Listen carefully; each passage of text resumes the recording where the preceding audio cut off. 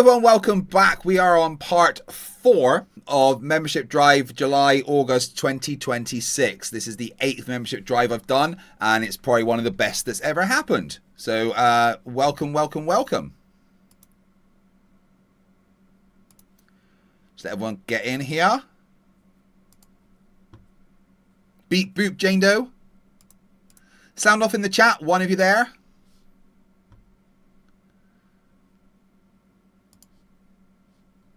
So I am going to get ready to have a snooze. And whilst I'm having a snooze, I'm going to be playing, decided some Stupidity is Not Right, the game show that I created.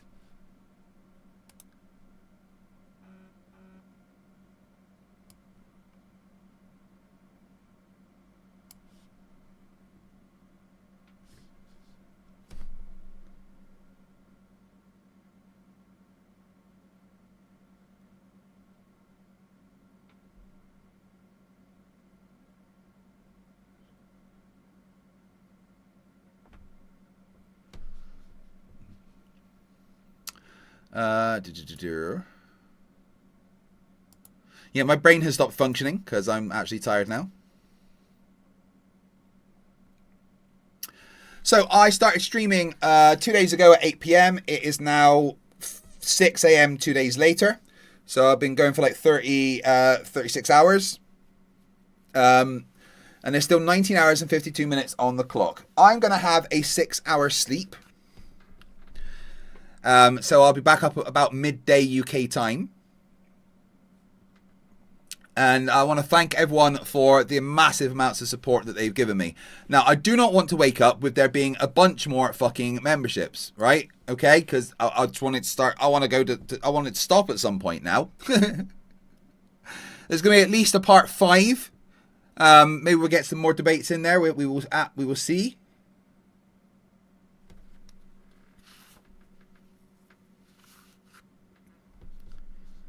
But anyway, let me get my shit set up, and I will start playing this for you.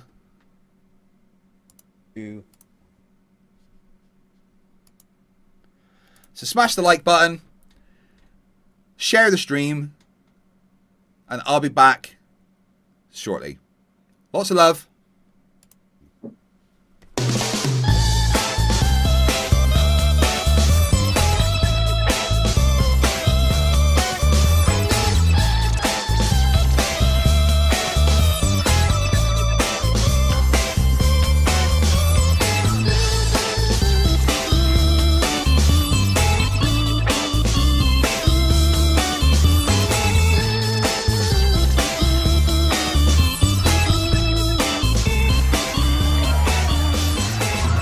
On this week's show, joining Team Red, taking a break from shouting at sovereign citizens, Schrodinger's cat.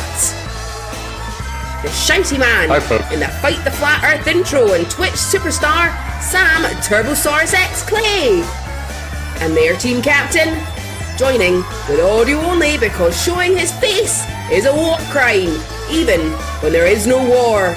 Red Rhetoric. Joining Team Vanilla. She might be a tiny dinosaur in a human suit. Microraptor! Ahoy hoy! It's Planner Walk! And their team captain, he smells like vanilla and desperation, Brainy Beaver! And introducing your host, who once got so embarrassed when he accidentally called the teacher mum, he wet himself in class, FTFE! Hello and welcome to Stupidity is Not a Right, the show about people so dumb it's surprising they can eat their breakfast without digging their eyes out with a spoon. It's still kind of mind-blowing to me that it's 2021 and we've got a flat earth movement. Well, I guess movement is the right word because I have one of those every morning after my coffee. People say to me that flat earthers are so dumb that they should only work at McDonald's. I have to disagree with that because I've worked at McDonald's and it's a pretty demanding job. Plus, you know, let's face it, you don't want flat earthers making your food. Of course, we all know that the earth isn't actually flat. All of the measurements, the experiments, the videos and pictures from space, but mostly we know because if it was flat, the cats would have pushed everything off the edge by now. Bring this series back, I reckon. Okay, on with the show. We have 3 rounds to get through. The first round is called What Happened Next, where we will show each team 2 videos of flat earthers about to say or do something stupid. And the team has to figure out what it is. Once they've talked about it, I'll ask the captain for an answer. If they get it right, they get a point. First up is Team Red. Schrodinger's cat. Hello, how are you doing, sir? I can't complain, and nobody would want to hear me if I did. So, you usually spend your time arguing with sovereign citizens instead of flat earthers. So, I guess the question for you is, who is dumber, Flerfs or sovereign citizens? I've always said that if there were a Venn diagram of sovereign citizens, flat earthers, and anti-Semites, it would be a single circle. So they're equally dumb, just in slightly different ways. Yeah, you get a canned apple for that. Well done. All right, Schrodinger's cat, you get the first choice. Would you like 1, 2, 3, or 4? 3. 3. Anyway, I want to show you a couple things that are very interesting. I may do a little series of these videos because the double-mindedness and the double-speak would make Orwell just blush. Really comes out with globe Earth believers. Anything to justify their position. What I did was in this video, I showed a submarine, World War I, World War II, whatever. He's coming after a destroyer. And as I played this, Right, that was Mr. Thrive and Survive talking about submarines for some reason. But what did he say next? Right, Team Red, take a few minutes, talk amongst yourselves, and when you're ready, Red, you can give me the answer. Okay, I already know. So it's the same thing with aircraft. If the submarine sails straight, it's eventually going to surface, is what he's going to say.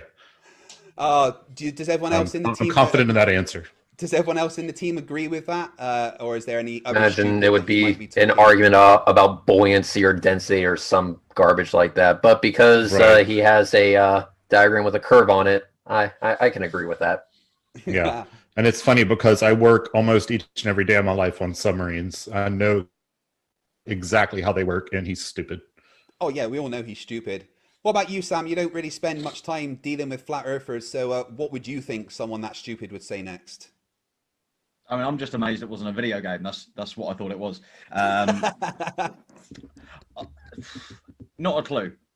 If I know anything from any of the videos that you said in any time that you've made me watch them, because I mean, I don't understand half the things you say. It's probably something along the lines of fishing rods equals bathwater and his rubber duck. I've got no idea. That makes absolutely a lot of sense when dealing with flat earthers. But all right, Reds, you're the team captain, so you get the final say. What do you think Thrive and Survive said next? Because of the curvature of the Earth, the submarine should eventually surface again, just on the curvature alone. Okay, let's hear what he actually said. What I did was in this video, I showed a submarine, World War I, World War II, whatever. He's coming after a destroyer. And as I played this, what happened was, as he would go by, the submarine would necessarily, if it was a ball, Earth, it would start to surface, just like this one is starting to surface over time. Oh, nailed it. Yeah, that's right. So, fucking nailed it. Mr. Thrive and Survive thinks that submarines, like planes, would need to dip their nose to go over the curve of the Earth. Of course, that isn't true in either case because, you know, submarines and planes travel in a pressure band and flat earthers don't understand planes or how to tie their shoelaces. But well done, Team Reds. You get the Can first I say point something ever. else about that? Yes.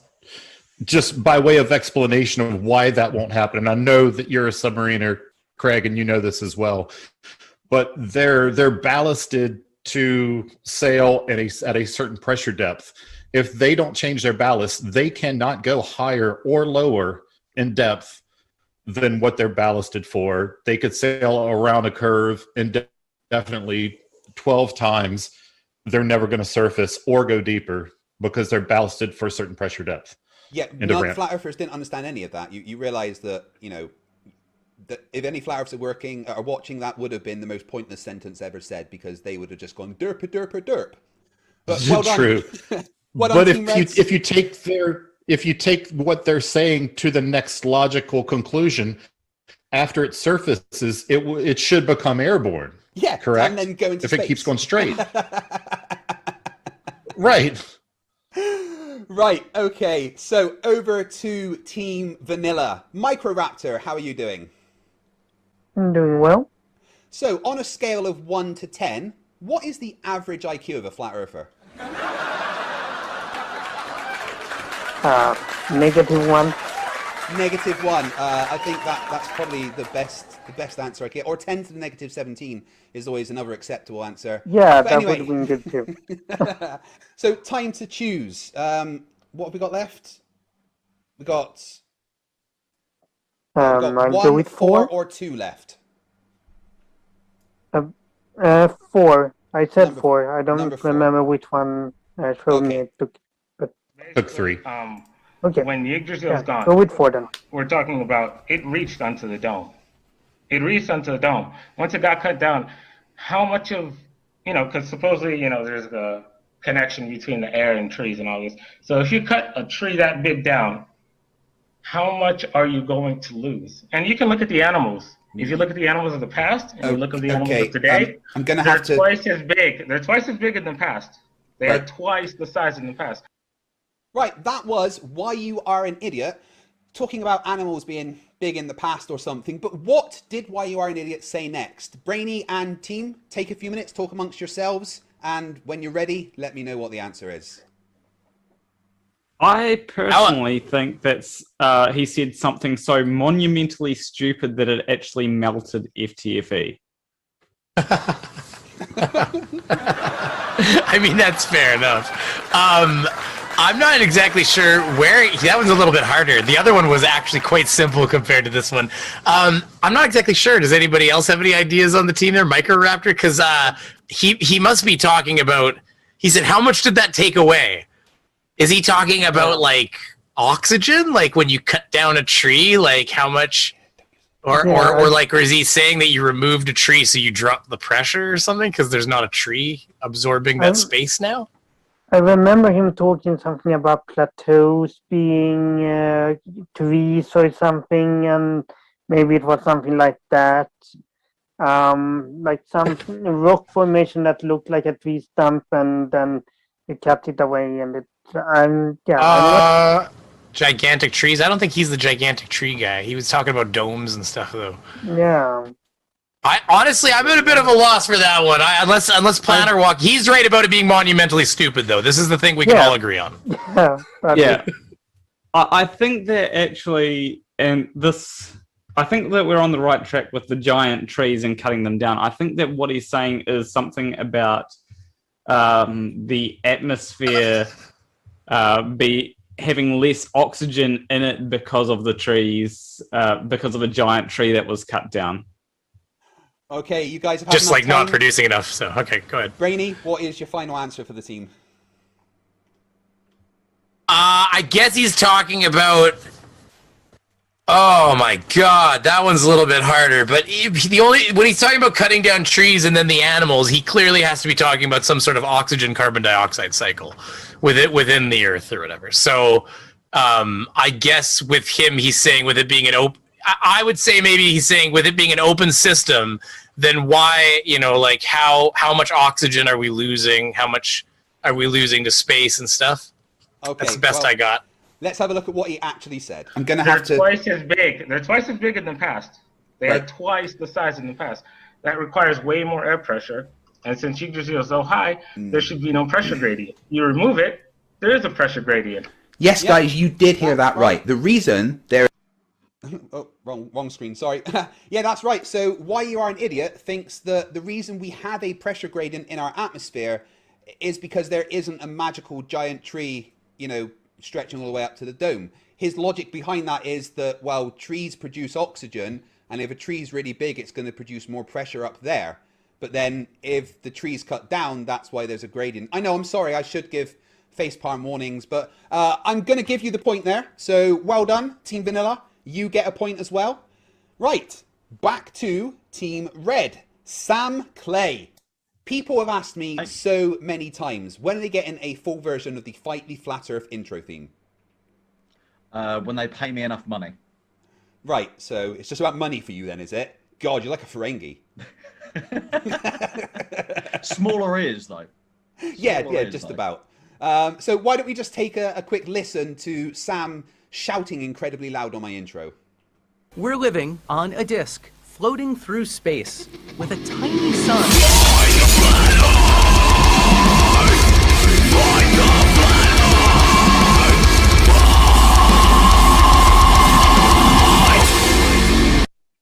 It's incredible that that noise comes out of you, Sam, because aren't you like 4 foot?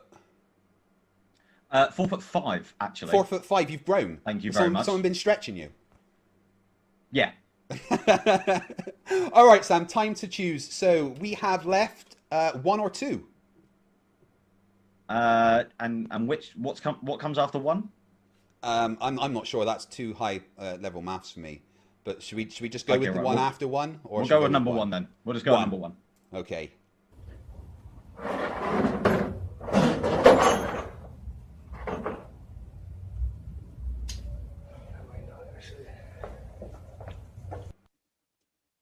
So that is Flat Out Hero preparing an experiment.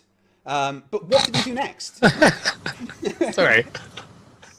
So Team Red, take a few minutes, talk amongst yourselves. What did Flat Out Hero do next? I know the answer. Right, well, let's not get the answer straight away. It looks to me like he's trying to make the claim that a light is going to disappear behind a flat surface somehow because geometric illiteracy. Yeah. Flat Out Hero, of course, being it's the person... a demonstration of something... Yeah, it's something disappearing bottom up because he doesn't understand that a lot of cement slabs are not made perfectly leveled so that water will run off. Exactly. That's what I'm going to say, unless anyone else has anything else. Sam, does this look like any kind of experiment you've ever seen? I mean, I just thought he was going to get out of his marbles and realise he has no friends. Well, he definitely doesn't have any friends. Flat Out Hero is the guy that gave a $100,000 bet that a pilot couldn't do what a pilot does and then lost and failed to pay up. But anyway, Reds, what is your final answer? What did he do? I'm going to say that he turned on the light to try and demonstrate that objects will disappear behind a flat surface because, again, geometric illiteracy. Right, this is what actually happened next. Agreed.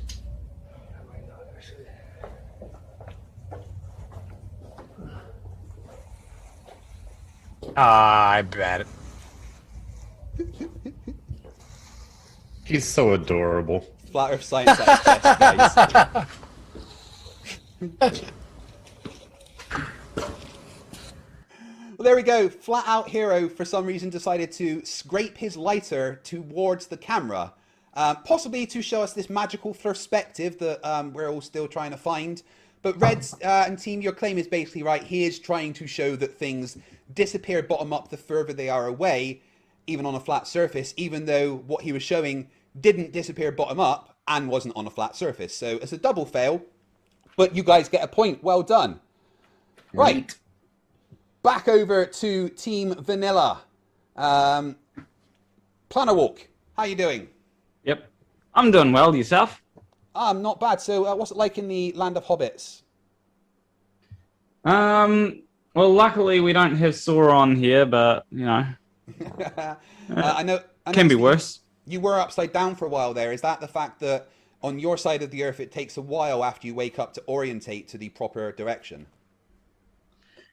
Yeah, I mean, well, we've also got to adjust the NASA CGI. It failed for a bit, so... Yeah, I mean, you are purely just CGI, aren't you? You were the first debunker that was created purely with CGI. Well, no, I'm a clone, remember? We're not supposed to let that... Every time we have you on, you let your secrets out.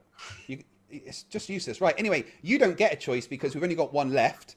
So here is the last one, number 2. Okay, well, this is a different sort of video. It wasn't one I actually intended to make in any way, shape or form whatsoever. This is just looking at the television,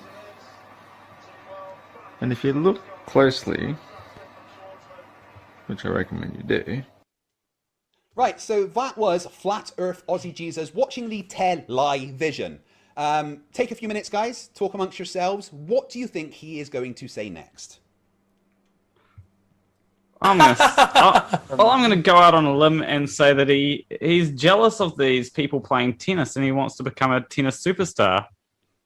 I thought it was the people in the white shorts as well. To be honest with you, actually, that's what I was gonna say. Is that Feege? Was that Feege, by the way? That's Flat Earth Aussie Jesus, yeah. Oh, of course it was. Can we steal it if they get the wrong answer? Can we answer the correct answer and get a point? You guys, it sounds like you guys have been doing your studying. I haven't been jerking off to enough Feege lately, I guess. I don't really know where he was going with that. Do you guys have any legitimate ideas? Microraptor, what do you gotta hold on. Say next? Well, I do know what he's going to say, but... Right, well, let's well, then use your foresight. They cheat too. Yeah. Okay, they so... Okay, we need a ruling on whether or not we can steal the point. Hold on. Microraptor, what's your thoughts? You're making up rules.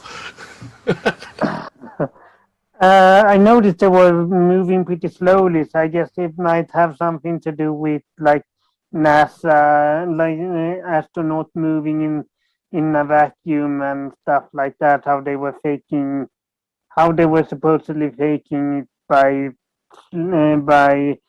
showing it in slow motion or something like that. Is it Coriolis with the? Maybe it's Coriolis and the ball. Maybe it's like because how can they meet the ball with the Earth moving at the same time? Well, here's the thing. It's far more stupider than that. Yeah. Okay. We should be able to steal the point. Well, it sounds like he was holding his future knowledge back to try to not, abuse the system of knowledge, So, get your face palm protection ready because he thinks that tennis is CGI.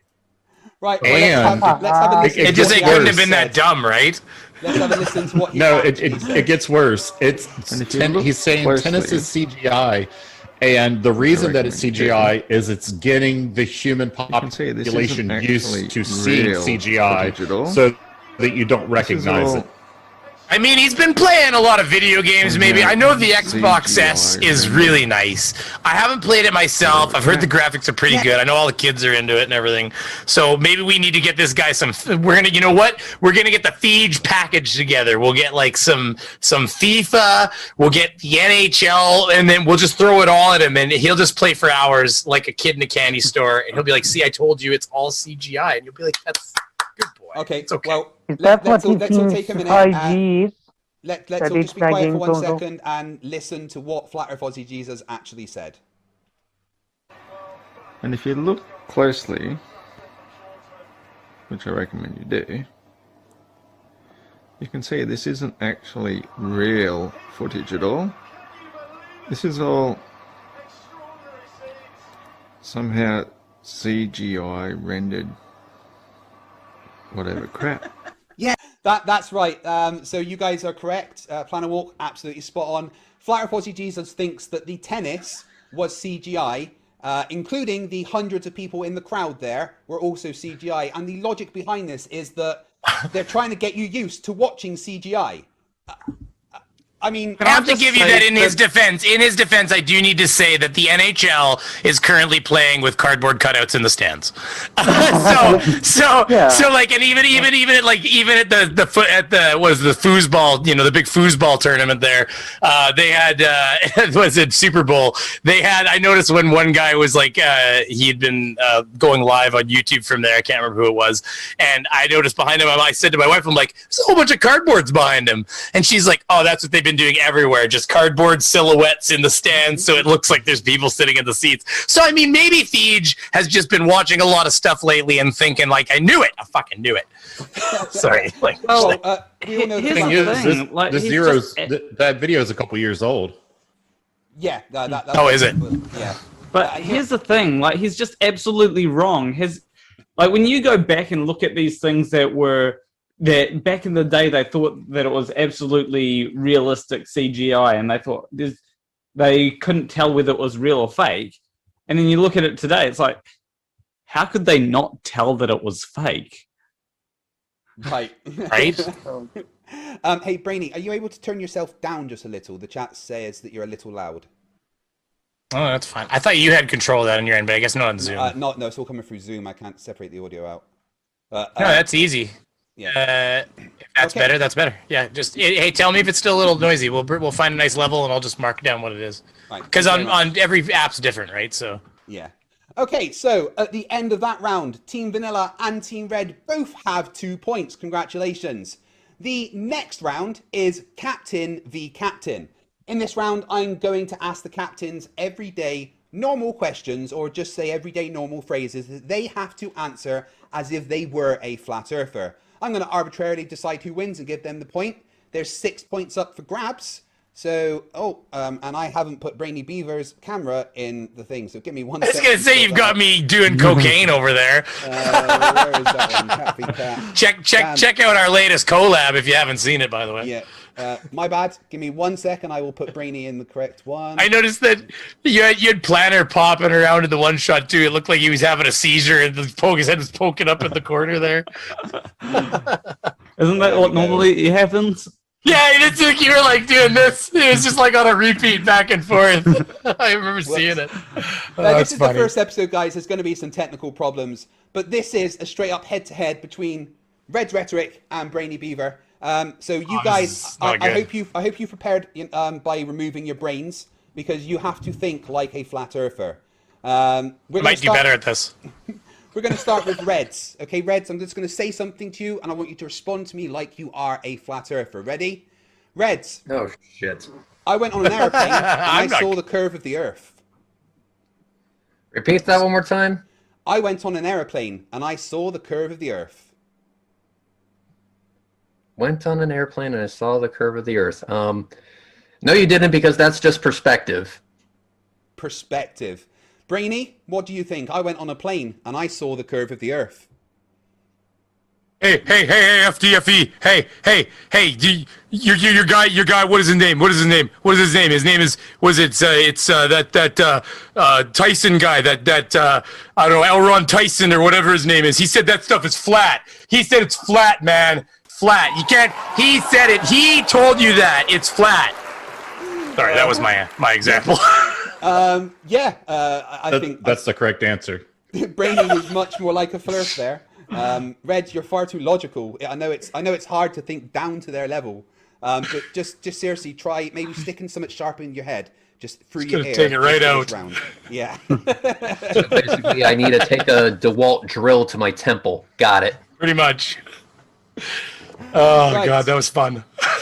Okay, Brainy, you first this time. Right, Brainy, the fact that things accelerate towards the ground is evidence that gravity is real. Oh, you haven't proven anything. The object falls because it's denser, FTFE. Come on, this is ridiculous. What, you think this thing falls because of some magical force gravity? You call this acceleration? It fell because it's got more density than the air around it. Thank you. Reds, what do you think? The fact that things accelerate towards the ground is evidence that gravity is real. No, it's not, man. That's just evidence of electromagnetism. Yeah, you can't debunk electromagnetism. You're just parroting what the show Illuminati, Freemason, Nazis they're telling you, because Bill Nye the Science Guy made a program back in 1992, man. Oh, Reds, that was absolutely brilliant. You've come back strong there and won that point. That was good. Brainy, are you able to take your mic down a little bit more, please? Sorry, say that one again. My apologies. Take your mic down just a little bit more. Still a bit more. Wow, I must have been really high. God Audience damn. is saying 25%. Wait, maybe you're more. not getting my mic from the same source as I think you are. Well, let me check that. Okay, yeah, you are. Okay. Okay. Right. Mic check. Boom. Yeah, check. Hopefully that should be better. Chat, let us know if that's okay. Right. Yeah, so, just let me know. I'm just turning it down more. It's all good. That's Plus one the each fact for that you he guys. is literally high. I'm always high. It's like 24/7. Right, here we go. Question 3. Reds, the rotation of the Earth has been measured. A 15-degree-per-hour drift. Thanks, Bob. Do you mind not interrupting next time? I'm trying to do a show here. Reds, the rotation of the Earth has been measured. How do you respond? Well, unfortunately, that experiment was flawed because they didn't figure out how to block the heavenly energies, whatever the fuck that means. Heavenly energy. That was his actual reason, wasn't it? Well, with the heavenly energies is the reason we got the 15-degree drift. I mean, Jesus you Christ, said Bob. you said to answer like a Flerf would answer. That's literally what Bob said. That is literally what he said. Brainy, the rotation of the Earth has been measured. What do you say? Well, we thought we got that 15 degree per hour shift, but then we realized that we were doing the experiment on a merry-go-round, and so I mean we had to get Nathan off. Everybody had to get off. We had to start again. So we'll get back to you. But we're gonna create an electromagnetic field with bismuth or dog shit. We're not sure which is gonna work better. Bismuth or dog shit. I think the fact that Red's literally quoted the guy that did the experiment there means that he sounded a lot more like a Flerf. So that's one more point to Red's rhetoric. Well done. Right, Brainy. Humans have been to space. We've seen the entire Earth from space. Oh, you show me a picture. You show me a picture of Earth that isn't CGI. Hey, that Rob Simmons, that guy that I'm not sure if he's that guy that did the I'm a pony, or if he's that some guy that made some picture. But that Rob Simmons guy, no, who's the other Simmons guy? That Rob Simmons guy, that son of a bitch. He did it. He put it together. It has to be. It's CGI because it has to be. You ask him. There's no pictures of Earth. Very Flerf-like. Reds, we've been to space. We've seen the entire Earth from space. How do you respond? Well, I can tell that that's fake because does it look like a pear to you? Exactly, it doesn't. Checkmate, Globers. Neil deGrasse Tyson did say that the Earth's a pear, so I guess Reds wins that point as well. Lastly, Brainy, no, actually, there's two more. Reds. If we're supposed to be just quoting Flerfs here, this is a different game. Because they're the ultimate stupid. How are you supposed to ever compete? Anyways, go ahead. Keep going. I think the chat want you to turn down a little bit more, say another 10%. Is it really because that's crazy. Zoom is taking a completely different approach to than OBS does to the audio. Yeah. But yeah, that's fine. Right, okay. I don't care. It's just a slider. Reds, even though there's a Flat Earth movement, how come Flat Earth has never contributed anything to humanity? Oh, so you want us to be part of the system. You want us to be part of the layer of dishonesty. You want us to be part of the chapel of BS and CGI and the lizard people. I think not, good sir. I think not. Conspiracy! Brainy, same to you. Why has Flat Earth never contributed anything to humanity? Oh, what you like NASA's contributed? You mean like NASA's contributed? You mean like they've done it? What has NASA ever done for you, FTFE? What have you ever gotten from NASA other than CGI pictures? Fake, come on, FTFE, tell me, what has NASA ever done for you? A lot, but you're right. That's very Flerf-like. I'm going to give Brainy the point there. Lastly, Brainy, over to you. Oh, Brainy, look, a bird. It's fake. It's absolutely fake. My name is Hans. Hans Wormhat. It's a robot. Fake animals. That in Australia. That Planet Rock guy too. That son of a bitch isn't even there. Reds, look, a bird. In a world where birds are CGI, in a world where they will lie to you about feathery living things, there comes a brainy beaver who also doesn't believe in birds, but that's simply because he's high.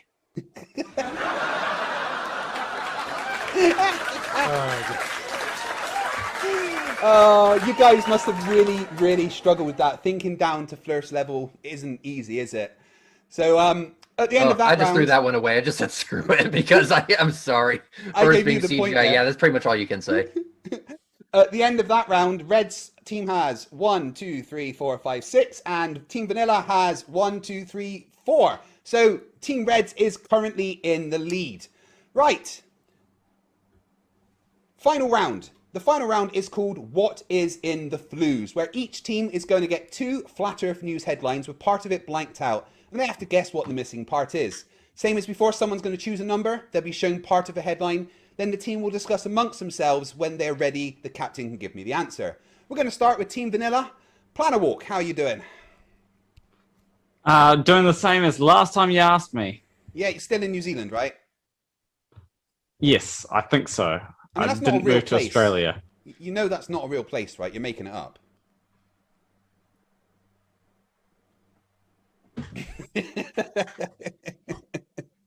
Damn headphones. So you've been talking with Flat Earthers for quite a while. So what would you say is one of the most incredibly dumb things you've heard a Flerf say? There's so many. I can't remember the dumbest thing that I've ever heard them say. The laser is broken was pretty dumb though. There's something wrong with that laser. Yeah, there's something wrong with that laser. Oh, that's never going to stop being funny. All right, time for you to choose. Planner Walk. 1, 2, 3, or 4. I think we'll start with 3. Okay, so coming in 2020, the Flat Earth what? This was a headline from last year. So talk amongst yourselves. Coming in 2020, the Flat Earth what? Well, 2020 was a pretty well. Flat Earth did die quite a bit there, so Flat Earth death maybe. Nathan Thompson's community sure did. The Flat Earth virus. What was that, Micro? Go ahead, Micro. The Flat Earth virus. The virus. Yeah, it was a joke. Yeah, sorry, that one. Well, we I might have missed the narrative of the proper question, but basically it was like 2020 is the year of what? Well, this is it's a news headline from last year, right? So you've got to tell me what is the blank bit. So the headline is coming in 2020, the Flat Earth, and what's blanked out? Well, there were a couple of things. So there was that Logan Paul movie, but then there was also that thing that I don't know if it was 2020 or whether it's 2021 or 2030 or 2100. But when they decide to go into the ice wall or something, the expedition to the ice wall. Oh, possibly. Right, Brainy, you're the This captain. This is a real title from a real this is news a real article? news title. Jesus. So you're the captain. Oh my God. What was the blank coming in 2020? What was it? The Flat Earth what? Oh my God. I can't even imagine what would make them newsworthy other than just convention? Okay, convention is your answer. Here is what the actual answer was. Coming in 2020, the Flat Earth. Oh, I remember cruise. this. Oh, that's so right. This is a news story from. Sorry, one sec. This is a news story. Themed cruise. That's amazing. Yeah, this is a news story from maritimeexecutive.com talking about how the Flat Earth International Conference last year was going to be a cruise. It's a good thing that didn't happen because, you know, COVID and the fact that Flat Earthers on a cruise, they're not going to have great navigation, are they? That fucking ship's getting lost. It's not coming back. Actually, if you think about it differently, if they were timed that cruise just right, it might have been prime to this is pretty dark, but it might have been prime to remove a large portion of the head, the entire, it'd be like taking the head right off the snake. We could be they'd be bringing it into port, and they're going to be like, you have to let them in. It's humanitarianism. They'll say, sir, the boat is full of flat earthers. They'll say, oh, I'm sorry, we can't hear. Sorry, the port authority's not working. The radio's broken. Zombies, no, look out. Stay on the ship. You're safer there. Ah!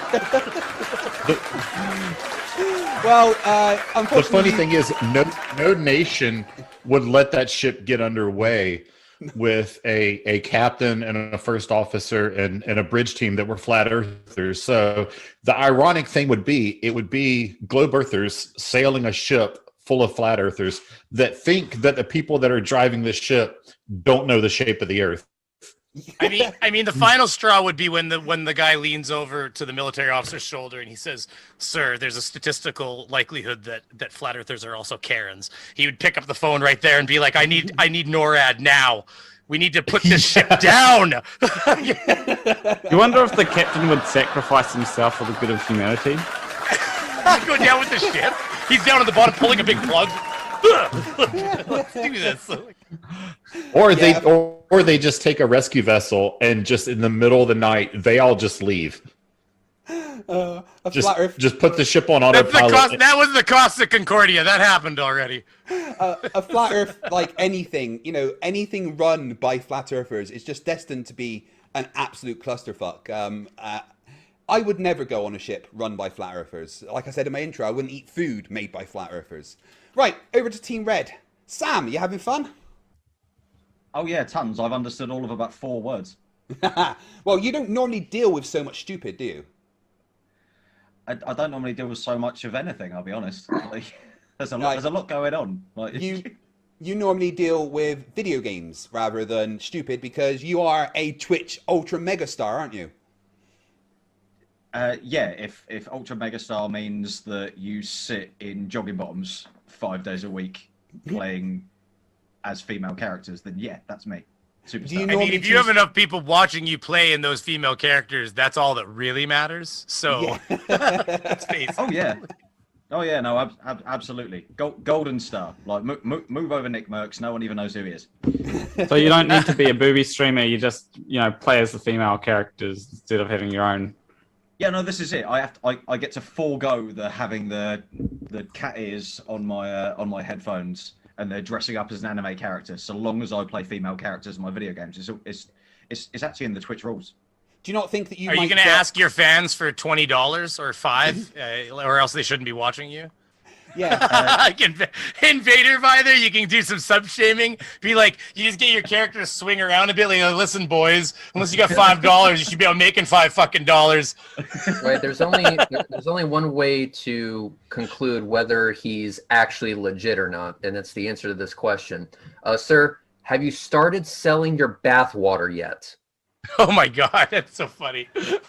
I actually had that set up pre-planned before I even typed in my Twitch name. Like, that was the bathwater's actually been getting moldy. It's been in the jars for a while. There's obviously some organic particles in there.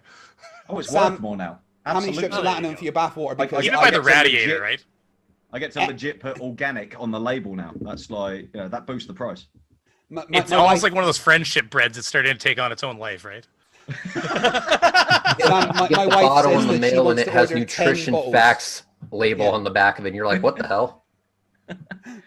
Sam, I also do just a really dodgy drawing with a crayon of like one of those people on Lush bottles that say, "This was bottled by Sven." Sam, Emma says she wants 10 bottles, so can we have those ready? Yeah, I mean, I'll be honest, it'll probably take me about 6 months worth of bath water, because as you know, I'm a miniature human being, so I don't need to use that much water. Like, so, yeah, it's like you just got to put like a label on it that says like James Charles, except the L is going to be a 1. That's their fault if they don't catch that. Absolutely, I need to put my makeup on. Like, yeah. So, Sam, if you were playing a game of Warzone and one of your team members was a flat earther, would you be worried? I mean, not so much, if I'm honest, because I could literally just send them to like the edge of the map, telling them that they would find like what they were looking for, and then I'd never have to worry about them ever again because the gas would kill them. The ice wall. Yeah, they should make a flat Earth Warzone game, just with the ice wall slowly coming in instead of the gas.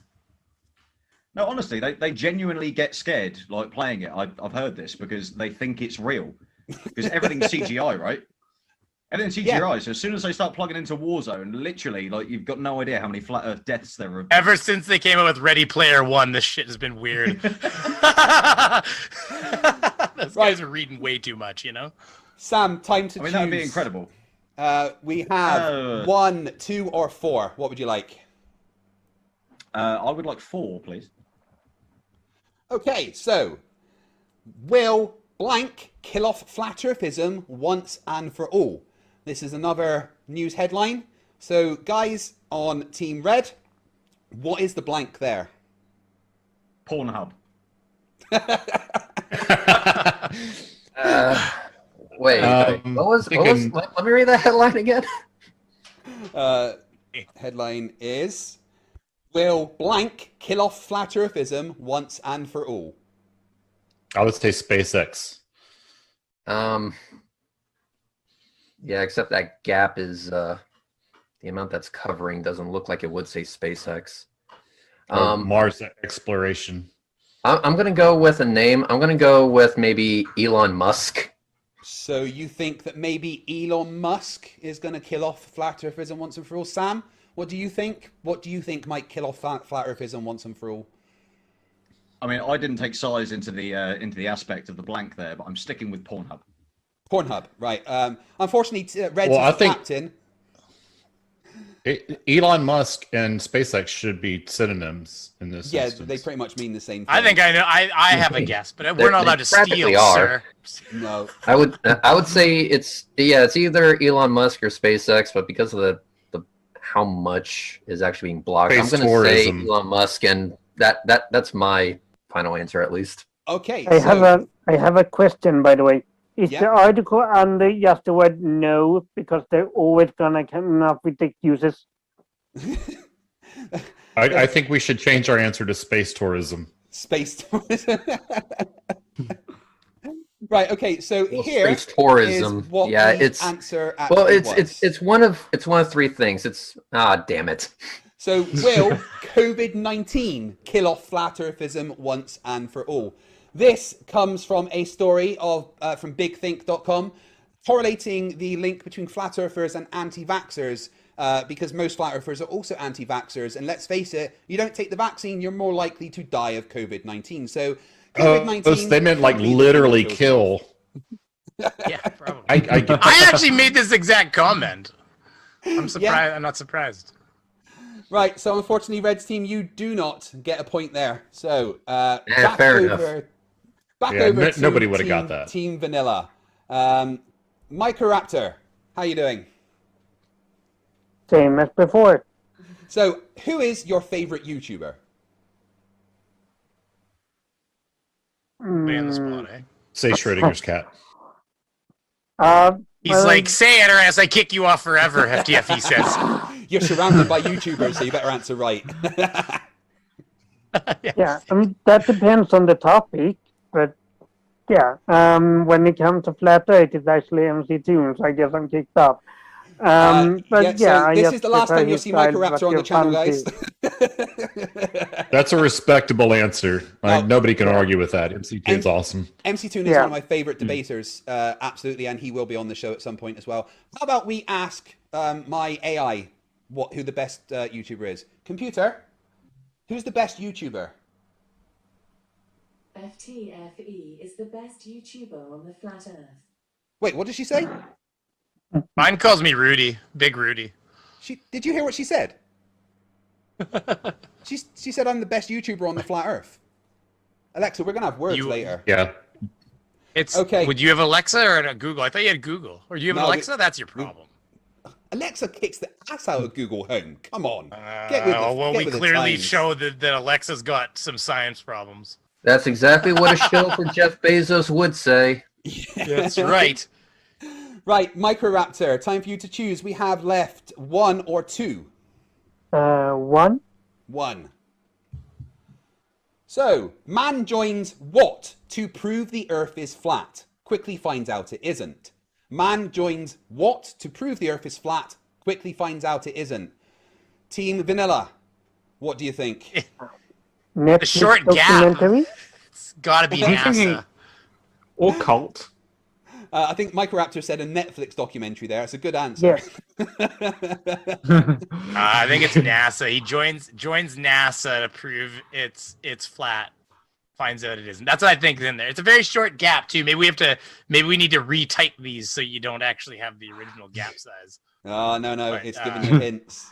Planner Walk, what do you think? Man joins I don't think I'm something to prove necessarily the Earth is right. I'm flat. just saying it definitely helps you knowing the gap size in there. Well, I said cult. Cult. Man Cult. joins cult to prove the Earth is flat. Quickly finds out it isn't. But flat Earth is a cult, so They kind of think the other way. Joins. And Brainy, stop focusing on the size. You know, size doesn't matter. It's what some of the women will tell you, anyways. They try to convince you. It's okay, baby. It's motion. It's all motion. Right. Brainy, what? It could be join school, universe. I think it's NASA. That's what I think it's NASA. Right. And here's the actual answer. It's not going to be NASA. No, that's the wrong one. But see, you did. You pulled a fancy. My wife just said the wrong one. It was 1. She's now giving you. Wait, are you giving the other team? Yeah, there we go. Joins Navy. Man joins Navy to prove the Earth is number flat. of letters. Quickly finds out it isn't. So absolutely. Yeah. Someone joined the Navy. This comes from a story from iflscience.com, where a man joined the Royal Navy to try and prove that the Earth is flat. Quickly found out because of navigation that it isn't. Can you send me that story, Craig? Sorry, 1 sec. Production. Are you sure that it wasn't that he talked about flat Earth so much that he was attacked with a hammer on site? And then stopped talking about it? Maybe that's actually the real story. He joined the Navy because he wanted to prove the Earth is flat. He's like, navigation will prove that the Earth is flat. Quickly found out that the navigation showed that the Earth couldn't possibly be flat. So got it all completely wrong. Now, obviously, you guys Craig, send me that story. I want to make a video about it. No worries, will do. Right, so over to Team Red, Schrodinger's cat. I think I'm left with what? Number 1, right? You are, but quickly I want to ask you first, what is the dumbest thing that you've heard a sovereign citizen say? You cut out for a second. The dumbest thing I've heard a flat earther say? A sovereign citizen say. Oh, a sovereign citizen say. Okay. We just went over this last night on a live stream that I had. Sovereign citizen's on the side of the road. The police are about to smash his window to get him out of the car. Keep in mind, his children are in the car, young children. They tell him that he's under arrest, and he said, "I can't be under arrest. I'm not tired." That's the dumbest thing I've ever heard a sovereign citizen say. Oh my god. They're almost as dumb as flat earthers. They're definitely on the same level. Now, I'm going to need you guys to pretend keep in mind that the live stream that I had last night was me and 3 lawyers. Yeah. So imagine them hearing this for the first time. Right, here if you haven't seen that, go back and watch it. Here is your headline. So, NASA astronaut says flat earthers need what? Team Red, what do you think? What does a NASA astronaut say the flat earthers need? A brain transplant. They need a brain transplant. They need to empty the dog shit that is currently rolling around in their head. They need help. They need counseling. They need to appear on an episode of Dr. Phil. Okay. Sam, I think I can only pick one of those, though. So I'm going to go with brain surgery. Let's go with brain surgery. Well, let's ask Turbosaurus X, the best Twitch streamer on this panel. What do you think? What do you think NASA astronauts say that flat earthers need? I'm going to pretend like I didn't actually see the answer when Emma put up the wrong slide and say an Xbox Series X, because they are really bloody hard to get hold of. Have you even tried? They're ridiculous. Yeah, it's impossible. You know me, Sam. I've been trying every day to get a bloody Xbox Series X. It's just not working. But Red, you're the captain. One. So what's your answer? What does an astronaut say that flat earthers need? I'm gonna stick with my original answer. They need brain surgery and counseling. Right, so here is the actual answer, which you didn't see already before. NASA astronaut says that flat earthers need to go back to school. Well, of course they do. This is a story so I was right. From ladbible.com, where Mike Massimo, who has been in space 3 times and has completed 2 spacewalks, totaling more than 14 hours, is astonished that there is flat earthers and said, well, if they go back to school, then they probably wouldn't be flat earthers anymore. I mean, technically, it isn't going to school technically like going to therapy in a way, so I think that should count. Yeah, absolutely. So, I'm a dumb. You clearly didn't go to my school. I don't understand science. And that is Riley not quote therapy. there tells us that it's the end of the round and the end of the show. The final scores are Red's team. Team Red has 1, 2, 3, 4, 5, 6, 7. Team Vanilla has 1, 2, 3, 4, 5, 6. So the winners of the first show is Team Red. Congratulations, Red's Rhetoric. Not Planarwalk, you're not that team. Congratulations, Red Rhetoric, Schrodinger's Cat, and Sam Turbosaurus X Clay. Well done. You win absolutely nothing. I hope you're proud. Yay! We will be selling our bathwater to celebrate this momentous occasion. It's great. It's awesome. So excited. Not more war crimes. I was led to believe that I was going to get one of those really big checks. Yeah, you're going to get one of those really big checks, but it's not going to be able to be cashed. I don't care. I just want the really big check. Okay, we can. I do think that this was a little bit unfair. I mean, this team had 4 people on it, and the other team had 2. Wait, what? I mean, you said I was part of Red's team, right? Oh yeah, that's true. Yeah, well done, Planarwalk, for winning as well. Brainy, you didn't realize that Planarwalk was actually a spy for the other team. So for my trophy, I want Planarwalk's hand-drawn YouTube award. You have to send that to me now. That's mine now. I own it. I want to say thank you to everyone for joining. I want to say thank you to my good buddy Sam Turbosaurus X Clay for doing the intro to my channel and giving it that amazing sound that you all love to hear. Sam, thank you very much for taking the time to come on. You're welcome anytime. If you want to see Sam live, then hit him up on Twitch with Turbosaurus X. How often do you stream, Sam? Currently, I can't go to work, so 5 days a week, every weekday from 11 a.m. GMT. Nice. Well, if you guys want to watch some good gaming, check out Sam Turbosaurus X Clay on Twitch. Schrodinger's Cat, thank you very much. Congratulations on passing me in subs. I hate you now. I was worried about. I was legit. I'm not even kidding. I was legit worried that you would be mad at me. Of course, I'm not mad. I'm when proud. I passed you. You're one of my little YouTube babies. I know. But I'm coming up. I'm creeping up on 50K, and I'm gonna have a 50K special, and I need you and Brainy Beaver and a bunch of other people to be there to help me celebrate that. And everybody that doesn't know, I know that that you, Craig, and Brainy, and everybody knows who Radical is. Radical is hugging right up to the 10,000 subscriber mark. So if you're watching and you are not subscribed to Radical, do yourself a favor and go do that, so that I can tell him that I helped him get past 10,000, and then he owes me a favor. Awesome. Thank you very much. Microraptor. What kind of favor? Microraptor, thank you very much for joining today. I hope you've had a good time. Yeah, I had. It's been really fun. Nice that you are a constant member of the community. I'm always seeing you in the chats and in Discord. It's amazing that this community is so strong, and thank you for being a massive part of the community. It's awesome to have you around. Yeah, same to you. And the rest of you. Thank you very much, Microraptor. Planarwalk, we're going to be going over to your channel in a bit to have a Rush of Stupid. What are we talking about this time? There's quite a few things. So there's the standard Karens that, or anti-maskers, should I say? Well, that's interchangeable, but there's a lot of interesting stupid this time. That's why it's so hard to come up with a topic. There's a little bit about the stonks stuff. So stonks. Yeah. Excellent. Yep. Well, in half an hour we can come back for that on Planarwalk's channel.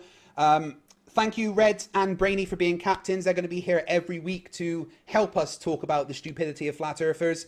There will be a brief after show on my channel to go through the super chats that I've got, because I don't want to do the super chats on this. I want to keep this as a cohesive program on its own without the extra stuff. So if you'd like to just come back for a brief after show, we'll go over the few super chats that we've had. Thank you, everyone. Thank you, Sam. Thank you, Schrodinger's Cat and Red. Thank you, Microraptor. Thank you, Planarwalk and Brainy Beaver. Come back next week for another episode of Stupidity is Not a Right. Remember, stupidity is not a right. Fight the flat earth. Fight the flat. Fight the flat. Fight the flat. Fight the flat. Fight the flat. Fight the flat. Fight the flat. Fight the flat.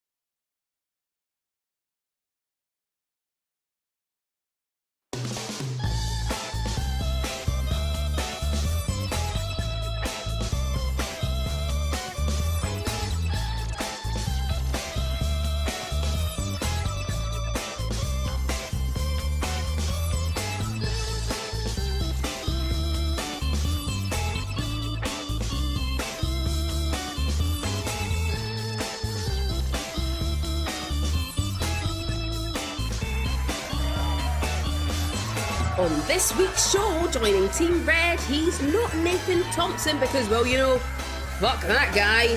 It's Northern Thompson, the most well-spoken guest we're ever likely to have, Harry Key, and their team captain, who is so ugly, it's punishable by death if you simply try to describe his face, Red's Rhetoric. And joining Team Vanilla, the moon is made of cheese, and so is he, Cheese Mondo. And a man who has had far too many face palms to be good for him, Orb Team Dash Cancel, and their team captain, pretty sure he's actually a platypus, Brainy Beaver. And your host, who I've been married to for 14 years, and trust me, you should be happy you can only see him and not smell him, FTFE! Hello and welcome to Stupidity is Not Right, the show about people who think that physics and math are just kind of suggestions and you don't really need to listen to them, otherwise known as flat earthers, otherwise known as fucking idiots. A famous quote says that common sense is the most limited of natural resources. Or maybe flat earthers are just trying to save the environment, but like usual don't quite understand what they're doing.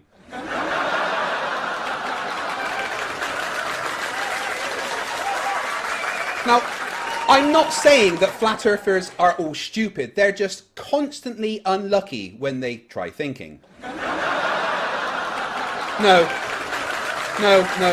that's not true, that's not true. I'm definitely saying that flat earthers are all stupid. In fact, flat earthers are so stupid that the best way to get a flat earther to commit suicide is to put a scratch and sniff sticker at the bottom of their toilet.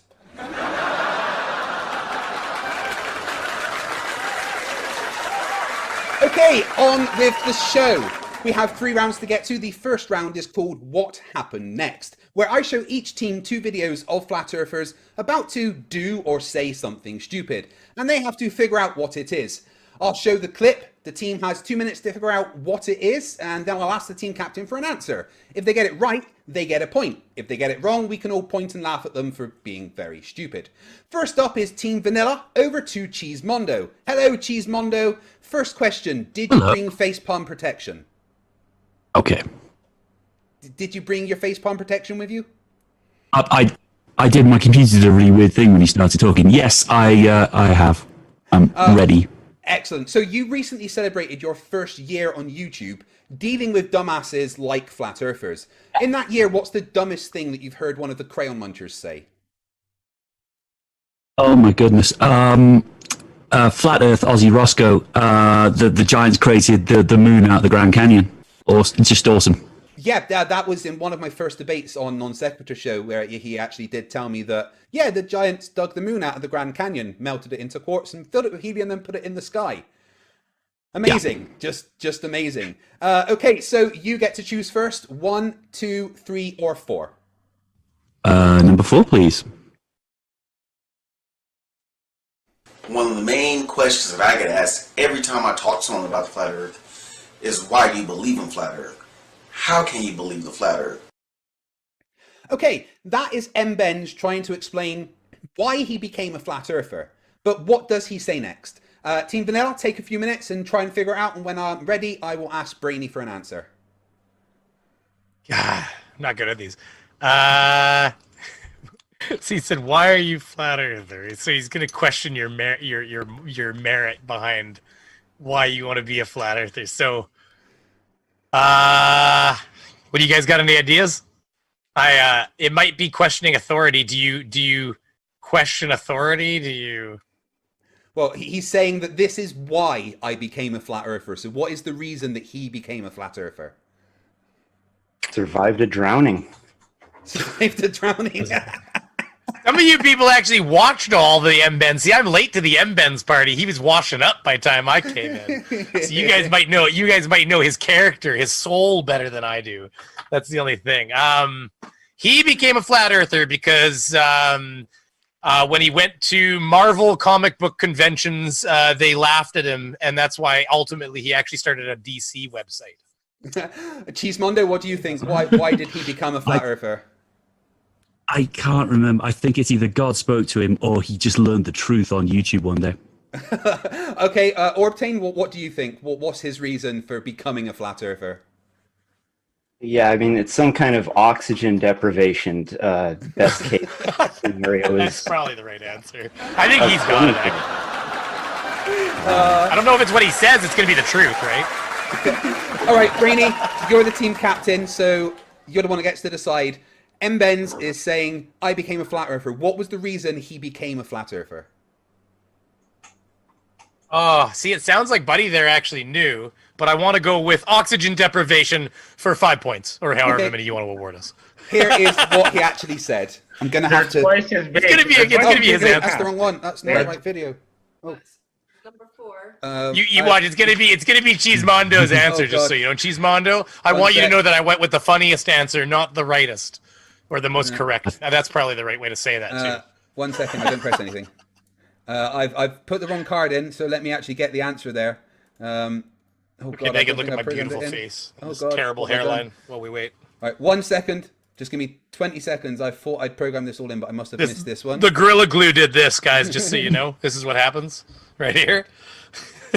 You mean? I'm thinking of suing. Do you mean to tell me that there's problems on a live stream? I know, right? Who would have thunk? All right, press it again, Emma. Oh God, that's the carburetor, not that one. Tried to debunk the flat Earth. Every proof of the globe Earth. I couldn't find any solid proof of the globe Earth. Yep. So that is the reason. That's oxygen deprivation. Okay, that's clearly oxygen deprivation. Actually. Welcome to a live production, everybody. Yeah. So M. Ben's reason for becoming a flat earther is that he tried to debunk the flat Earth and failed. So what he's basically saying there is that he's admitting that he became a flat earther because he's thick as fuck. So oxygen deprivation is a good answer, but not quite the right answer. I'm not going to give you a point because, you know, I'm just nice and mean. Right, okay, over to Team Red and Nerthan Termpson. Nerthan, you obviously have a, well, this isn't the right word, but you have a favourite flat earther, right? Nathan Thompson. What's the dumbest thing that Nathan Thompson's ever said? It's not so much what he said. What he did was yell at children and then get arrested. Yeah, that's always a good one. And then do you know what he did after that? He yelled at more children. It's like he didn't learn a lesson or something. Yeah. Imagine that. I know, right? A flat earther that didn't learn a lesson. All right, okay. Nerthan, thank you for coming. You get to choose. We have 1, 2, or 3 left. Well, first is the worst, so we'll go with second the best. So number All 2. right. Fight the flat earth. We'll keep this short and sweet. Right. I think your case is done based on this image alone. This image alone destroys the whole globe claim. Right, that was batshit crazy flat earther Edgewise. But what was the image and what did he say next? Take a few minutes between you, Team Red, and figure out. But before we do that, actually, let me just go over to Red's rhetoric. Reds, we found out that you wanted to do a face reveal for today. So could you put Reds up on full screen, Emma? Right, brilliant. Reds, I'm going to count down from 5, and then you're going to do a face reveal. Guys, this is the first time ever you get to see Red's rhetoric's face. Ready? 5, 4, 3, 2, 1. Oh my God. Ahoy hoy! Reds has been Planner Walk all along. Yeah, that's right. Reds is Planner Walk. No, Planner Walk, I want to say a massive thanks to you for coming on because Reds had an emergency and he couldn't join us today and you stepped in at literally the last second to take the place of Red's rhetoric. So guys, I'm not going to punish you by showing you Red's rhetoric's face, but here's Planner Walk instead. Anyway, we just had batshit crazy, flat earther, Edgewise show us a picture and he says that this picture is going to destroy the globe. What was on that picture? It looked to me like something off Facebook. I'm wondering if it's going to be something like his aunt sent him a picture of something and he's like, that's it, globe earth done, flat earth for life. Well, isn't that where they do most of their research on Facebook? It does seem like a pretty good avenue for learning about the structure of reality. That's check out what your crazy aunt says. Nathan, what do you think? What is Edgewise showing us that's going to destroy the globe illusion? I can imagine it's possibly like a mountain that's just over the horizon. You can barely see the tip of, that they say is, 10 times further than it actually is. So normal flat Earth stupidity, then, basically. Normal, yeah. I'm going to have to tell you that it's stupider than normal flat Earth stupidity. So you're giving them too much credit here, Nathan. Planner, what do you think? What is Edgewise? What's Edgewise saying here? What is he going to show us? I feel like it actually might be like just one of those stupid memes that has been shown 1,000 times before. So basic. It doesn't prove anything. Baby Flerf, welcome to the flat Earth. We've all seen these a million times, kind of memes. Yeah. Right. I mean, we do see those all the times, but again, you're giving him too much credit. You need to think crazier. I'll give you guys one more guess, and then I'm going to ask for your final answer. What is batshit crazy at flat Earther Edgewise showing us? I know what it's got to be, because that's got to be almost every proof I've heard from a flat earther, and it is showing something and going, I don't understand this, therefore flat Earth. So what is it that could be not understood? Like That's a long list when we're talking about flat earthers. A very long list. I think it could be a balloon with gas pressure or something. No. What if it's like I've got an idea. What if it's a rocket, like one of those rockets that they send up into space? Still not crazy enough, I don't think. Oh, no. All right, okay, Planner, come on. Final answer. A shape in a rock. What is batshit, absolutely mental flat earther Make the decision, Edgewise Captain. showing us? So what idea are we going to go with? I'm thinking rocket. Rocket. Right. Yeah, we'll go. Well, here's what actually was said. I think your case is done based on this image alone. This image alone Eagle destroys Oh no, it's Paragolia. the whole globe claim. Dust in space. Dust in space and gas in a vacuum. Made this. Nope. If it looks like a bird, it must have feathers and a beak. That's right, because some rocks kind of look like something, therefore it is something. Also, is that what it is? It doesn't exist. The ground looked a little bit like an eagle if you squinted with one eye. Therefore, see, I didn't I call like it when they play dragons? Able to explain.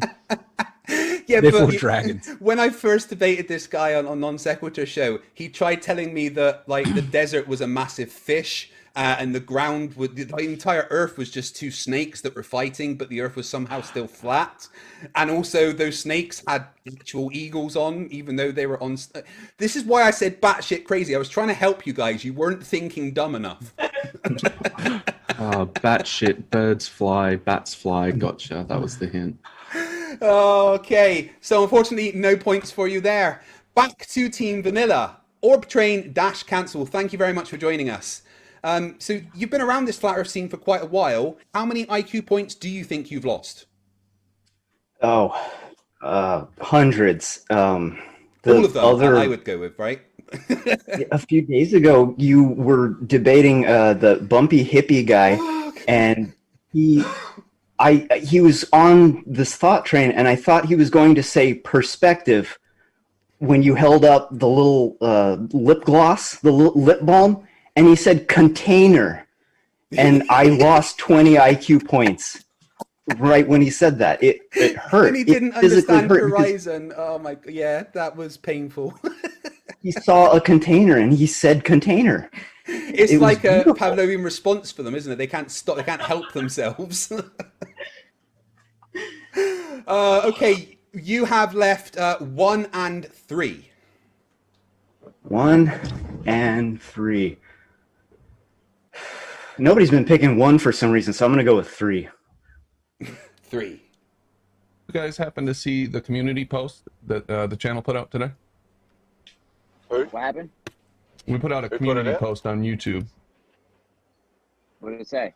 Well, I will show it to you. I'll share my screen. I think I was sharing, and now I just stopped sharing to reshare, but that's okay. I'm sharing my screen in Discord, and it has to do with the Mars remote control car. Okay, that was Brandon Toy and his panel of morons over on the channel that Ranty Flat Earth gave away. They have an issue with the new Mars Perseverance rover, but what was said next? What is their specific issue with the rover? Take a few minutes, Team Vanilla, and once you know, or think you know, I'm going to ask Brainy, and he's going to have to tell me. I have been waiting for this, so I want it to be desperately that they want to know who was the one who filmed the landing from outside the goddamn... So I've been waiting for. I want it to be that so bad. Like, who was the one who filmed this? CG. It's all just CGI. So that's what I think. Oh my god! It's actually been. There's so many flat earthers that are doing videos against the rover. Like, I'm struggling to write my video because there's so much stupid to pick from. Like, it's absolutely driving them mental. Because let's face it, if any of that is real, it ruins their entire world. Orb Train, what do you think? What is Brandon and his crew of Crayon Munchers going to say next? I heard the rover was made out of popsicle sticks and duct tape, and it's just insulting to our intelligence that something like that is even put out for the masses. Same as the argument for the lunar lander. Look at that thing wrapped in tin foil. Cheesemundo, what do you think? Right. What is Brandon Toy really upset about at NASA?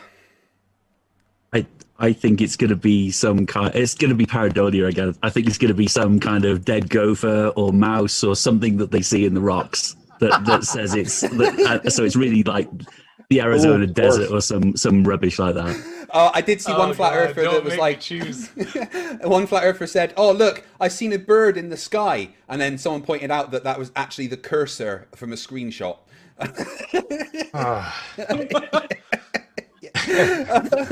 All right, Brainy, what do you think? What's the answer? What is Brandon Toy and his crew over at Brandon's pissed off at NASA about? I want to go with Cheesemondo's this time. I want to go with the some sort of paragolia. But if it is the outside view thing, I'll be pissed. Did he say pareidolia and then you're like, yeah, pergola. That's it. Paragolia, I bet you're right. I fucked it up. My eyes are still waking up, I guess. All right, well, here is what was actually said.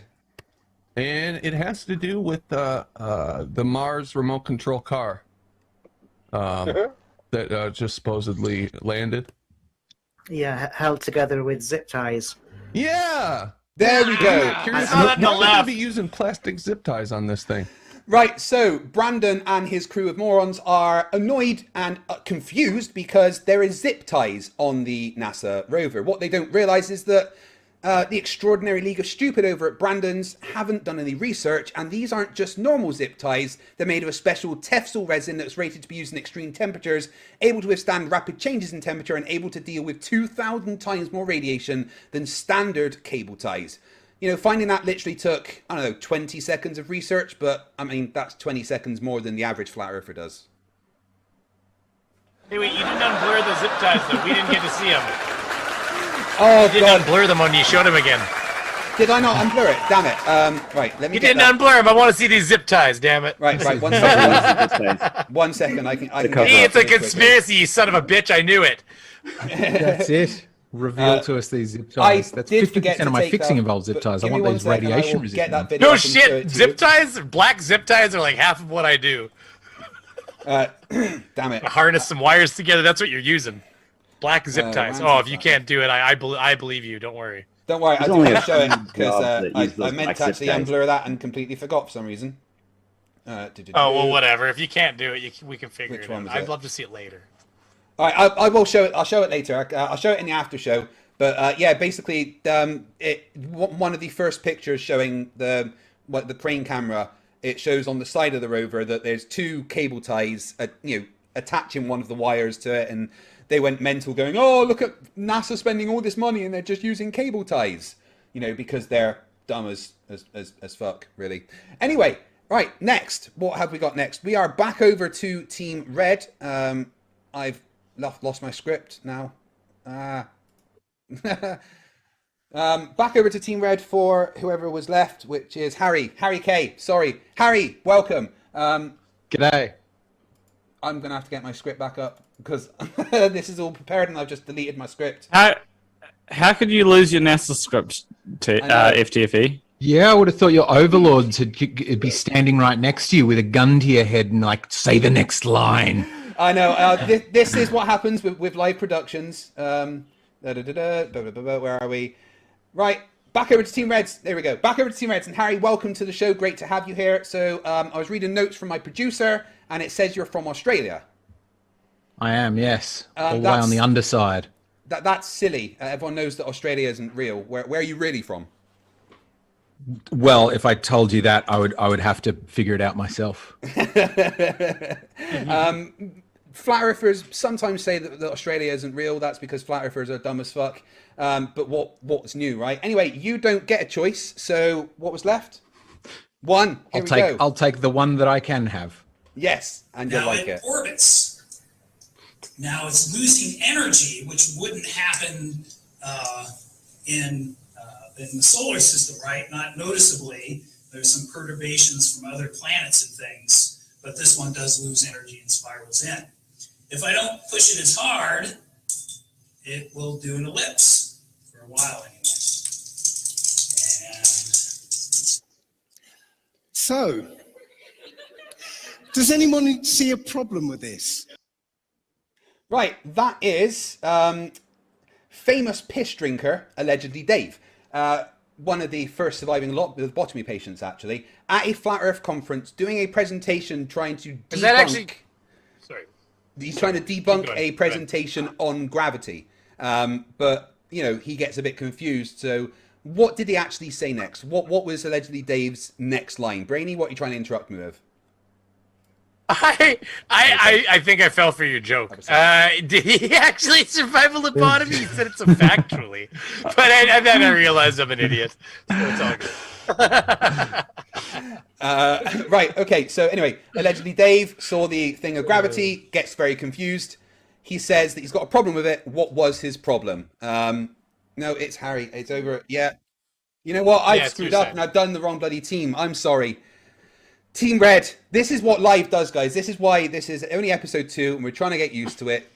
Team Red, Planner Walk, what did allegedly Dave say next?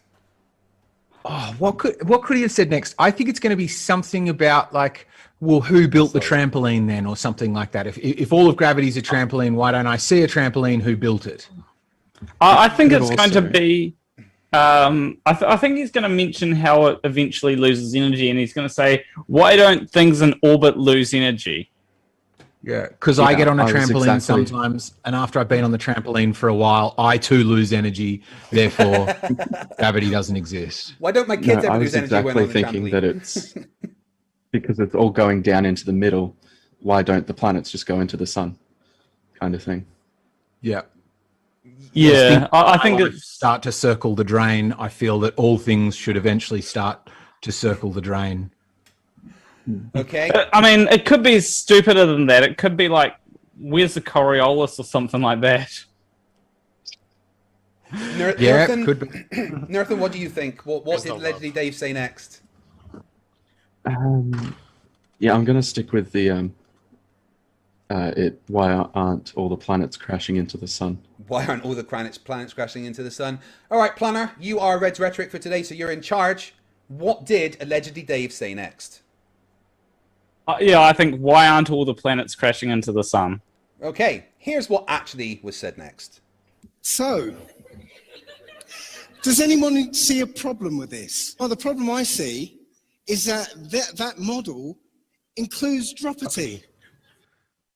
That's right. Allegedly, Dave was very, very confused that the model of gravity includes dropity. So, if you just give me a sec, guys. I'm just going to look in one of my old physics books because I don't remember dropity. Dropity. No, I don't see dropity in here. I guess this book's wrong. Well done, allegedly, Dave, for teaching us about dropity. So, you know what? At the end of the first round, none of you have any points. You're all bloody useless. Well done. I love it. So excited. Next up is Captain v Captain, where the captains will pretend to be flat earthers. I hope they hit themselves in the head hard enough this morning, because thinking down to level of flat earther can actually be quite hard. Reds, you're not here. You're Planet Walk. And Brainy... Right, we're going to start with Brainy this time because we started with Reds last week. So, Brainy, you have to respond to me like you're a flat earther. Are you prepared? Are you in the dumb enough space? I need a hammer, probably, to fulfill that, but we'll go from here. Okay, Brainy, in the past few weeks, 3 new spacecraft have arrived at Mars. What's your thoughts?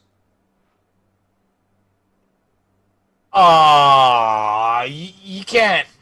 I mean, Rob Simmons said himself that it's CGI, like it's Photoshop because it has to be. You guys, did you see the dust when that thing came down and landed? That was basically the Nevada desert. They put a filter on it and they made it dark, like a dark red kind of color, as well as like Cheesemondo said. I'm positive I saw a goddamn rat. There was spiders. Holy shit! I got nothing. Planet Walk, in the past few weeks, 3 new spacecraft have arrived at Mars. What's your thoughts?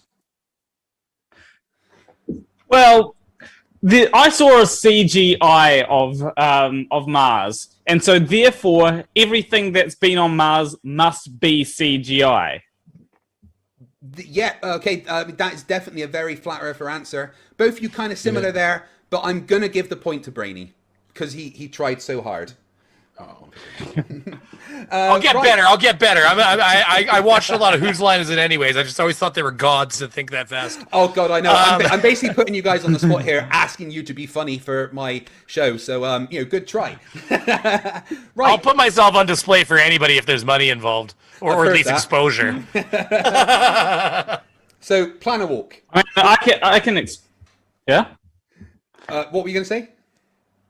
I was going to say I can expose myself if you want, but I feel like a lot of people.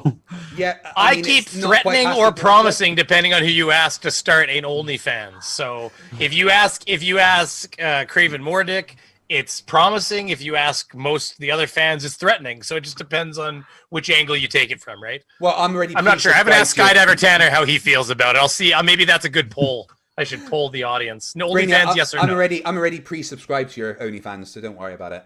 There you go, buddy. I love this. Planet Walk. The NASA mission landed a new rover on Mars called Perseverance. It sent back the first ever visual and audio recordings of a rover landing on Mars. Well, in space you can't have audio. So how can it send audio? Space is a vacuum. It can't send back audio. Nailed it. Okay. Brainy Beaver, the NASA mission landed a new rover on Mars called Perseverance. It sent back the first ever visual and audio recordings of a rover landing on Mars. Thoughts? Oh, what that little just like. Here, hold on. I'll get you some recording sounds. Give me a second. I'm gonna fart in here. A little wind. Get a little wind. I can't actually fart, but you know what I mean. Oh, there you go, Mars. Did you hear some Mars? Woo! Smells like Mars over here too. That's what I think of Mars. Sorry. Flatsoid video was very much like that, because in Flatsoid's video, what he did was he took the pictures from engineering cameras, but then took a picture of his back garden and overlaid it. And then at the end of the video was like, haha, you didn't even realize that it wasn't Mars, it was my garden, therefore it's fake. So for the accuracy there, another point goes to Brainy. Yay, don't worry, Planner. Brainy. There's still 3 more points. You can still take this. All right, I've got one second. Okay, NASA, disable brain functions. Okay, that should work. Definitely more like a flat earther now. Got this. Brainy, you first. Not only did NASA land a rover on Mars, but it's going to deploy a helicopter on the planet and attempt the first ever drone flight on Mars. What do you say about that? Before we continue, I want to tell you that in my last answer, I was going to say something about that bullshit drone. I had a suspicion that was going to be your next question, and I didn't want to F your day up. Listen. I heard. Did you guys hear? They dropped a helicopter, a little tiny helicopter. You can't listen. FTFE, fight the flat girth. You can't fly a helicopter on Mars. You can't fly it. Where's the atmosphere to fly it with? Where's the atmosphere? Where are you supposed to fly it with? Come on, FTFE. This is obvious. Come on, they fooled you. Well, it's actually like I'm surrounded by flat earthers. This is terrifying. Planet Walk. Not only did NASA land a rover on Mars, but it's going to deploy a helicopter on the planet and attempt the first ever drone flight on Mars. Why didn't they land people on Mars as well? You're telling me they can land a helicopter on Mars, but they can't land people on Mars? Come on, you just got to use common sense. It should be easy to land people on Mars if they can land a helicopter on Mars. Common sense is in short supply in the flat Earth world, and for that, Planet Walk, you get a point. Yeah, well done, Planet Walk. All right, Planet Walk. Elon Musk has said that he wants to die on the red planet. What are your thoughts on that? Let him.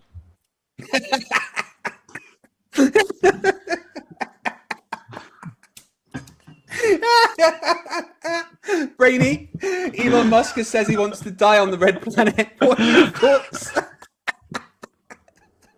I have to speak for all humans, flat Earth or not. When that guy leaves, we just need to make sure that son of a bitch doesn't take his money with him, or else we're screwed. He has to leave that shit behind because we need it. Yeah, I'm still laughing at Planet Walk, so he gets the point. Yeah, he does. That's okay. I was fine. Oh, my back. Okay, Brainy. I went for the angle of. I just want to say there. I went for the angle of flat Earther not realizing what he's actually saying. Okay, you both got 2 points, so this one can take the win. So I expect extra Flerfism from you guys here. Brainy, Mars is a globe shape. So are all the other planets. Why is Earth flat? Oh, you can't prove the other planets are globes. Besides, they're not even FTFE. They're not. Do you think the moon is real? Do you honestly think that they landed on the moon, FTFE? Come on, that's plasma. That's plasma. It's a projection on the dome, and you can't land on these objects. And your telescopes, they're just programmed by the CIA to show you exactly what you're supposed to see through your telescope. Because analog telescopes are all digital. Because I'm a Flerf and I don't know any better. Very good, Flerf. But Planet Walk, Mars is a globe shape. So are all the other planets. Why is Earth flat? Do you really believe NASA when they show you all these pictures of Mars being a globe? I mean, geez, when I look through my telescope, or when I've looked through a P9000, the only shape that it looks like is a blurry thing. You can't believe NASA. And just because something appears to be a globe doesn't mean that Earth is a globe. I mean, Creaky's head appears to be a globe. That doesn't mean that Earth is a globe. Oh, and that ends that round. And at the end of that round, the scores are 3 points to Team Red, led by Planet Walk, and 2 points to Team Vanilla, led by Brainy Beaver. Whee! Planet Walk, you are doing well. Right, that was like round. the. Sorry, go on. I was just going to say, like a few years back, there was the America's Cup when Team America was like 8 points behind. And New Zealand just needed 1 point to win, and then Team America just catches up and actually overtakes Team New Zealand. It's a bit like that. Yeah, it's not going to happen. Canada, bro. Well, so this is Team Fake side of the world versus Team Canada. So this should be good. Well, team right side up versus team not right side up. That's what it is. Next round is What's in the Flues, where I am going to show each team 2 flat Earth-based news headlines with part of it blanked out, and they have to figure out what the missing part of the headline is. We're going to go in reverse order, so over to Team Red and Harry Key for the first choice. Harry, I hope you're enjoying yourself. I'm sorry for putting you through so much stupid. I'm surviving. I'm holding my breath sometimes and plugging my ears, and my IQ is only dropping a little bit. So we're good. That's good. I don't want any lawsuits, so anything you can do to defend the rest of your IQ would be fantastic. But as an apology, you get to choose first. 1, 2, 3, or 4. Sorry, 2. 2. So, the headline is, how do you find blank when you believe the Earth is flat? Right, Team Red, you've got a couple of minutes. I'd like you to try and complete that headline. How do you find blank when you think the Earth is flat? What's the missing word there? My house keys? Brains? Is it my house keys? How do you find your brains? Yeah. Well, if you've lost your brain, you can't find your house keys either. That makes sense. So it could be either of those things. How do you find a partner? Because I imagine it would really stuff up first dates to turn up and be like, by the way, I disagree about the shape of the planet. Do you want to come back to my place? Check, so please. It could be something like that. How do you find love? I mean, Oakley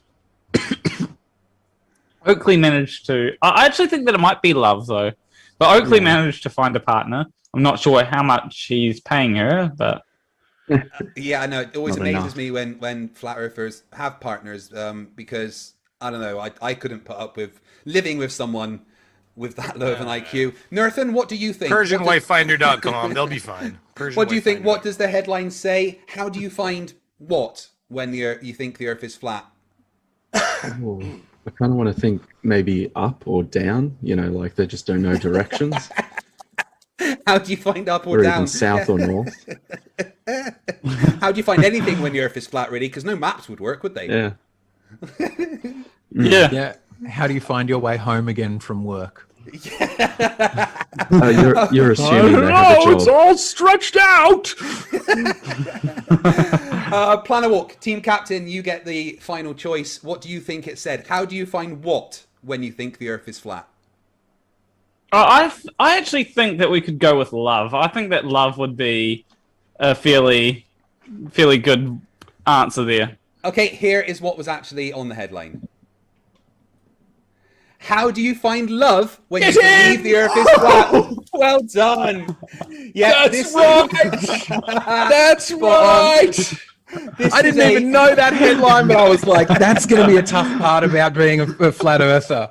Well done. This is from a story on wired.co.uk, and it talks about the difficulties of finding a partner when you belong to a tiny minority like flat earthers, where there's actually dating sites now dedicated to helping flat earthers find love. That must be an incredibly low IQ place to be. Amazing.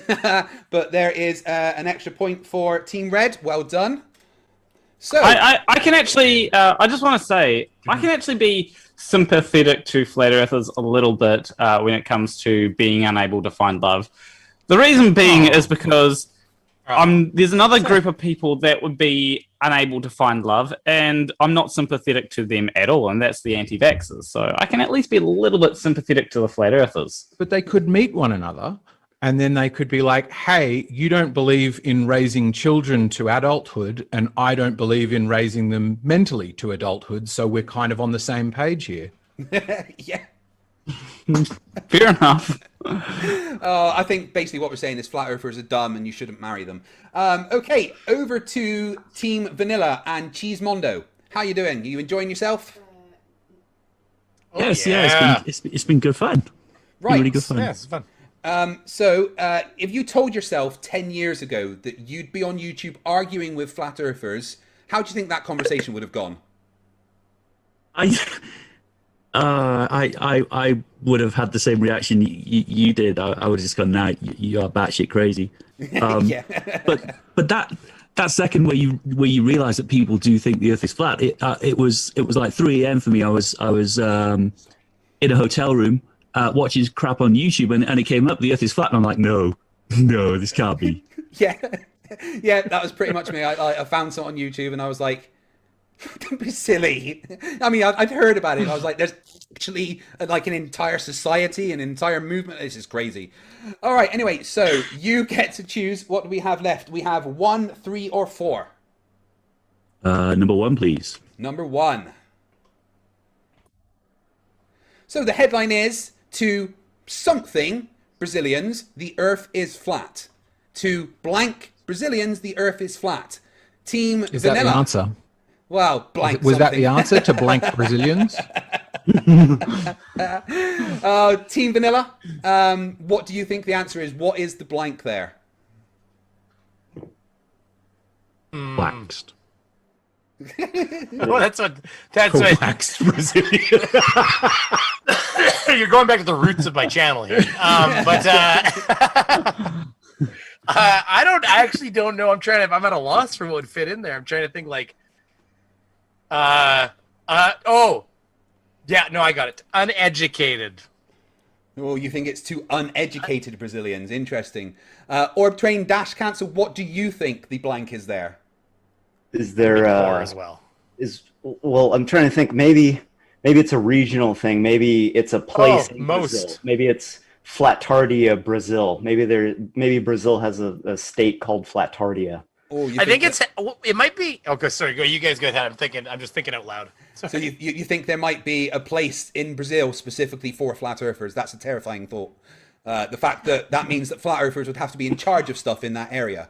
I'm not going there ever.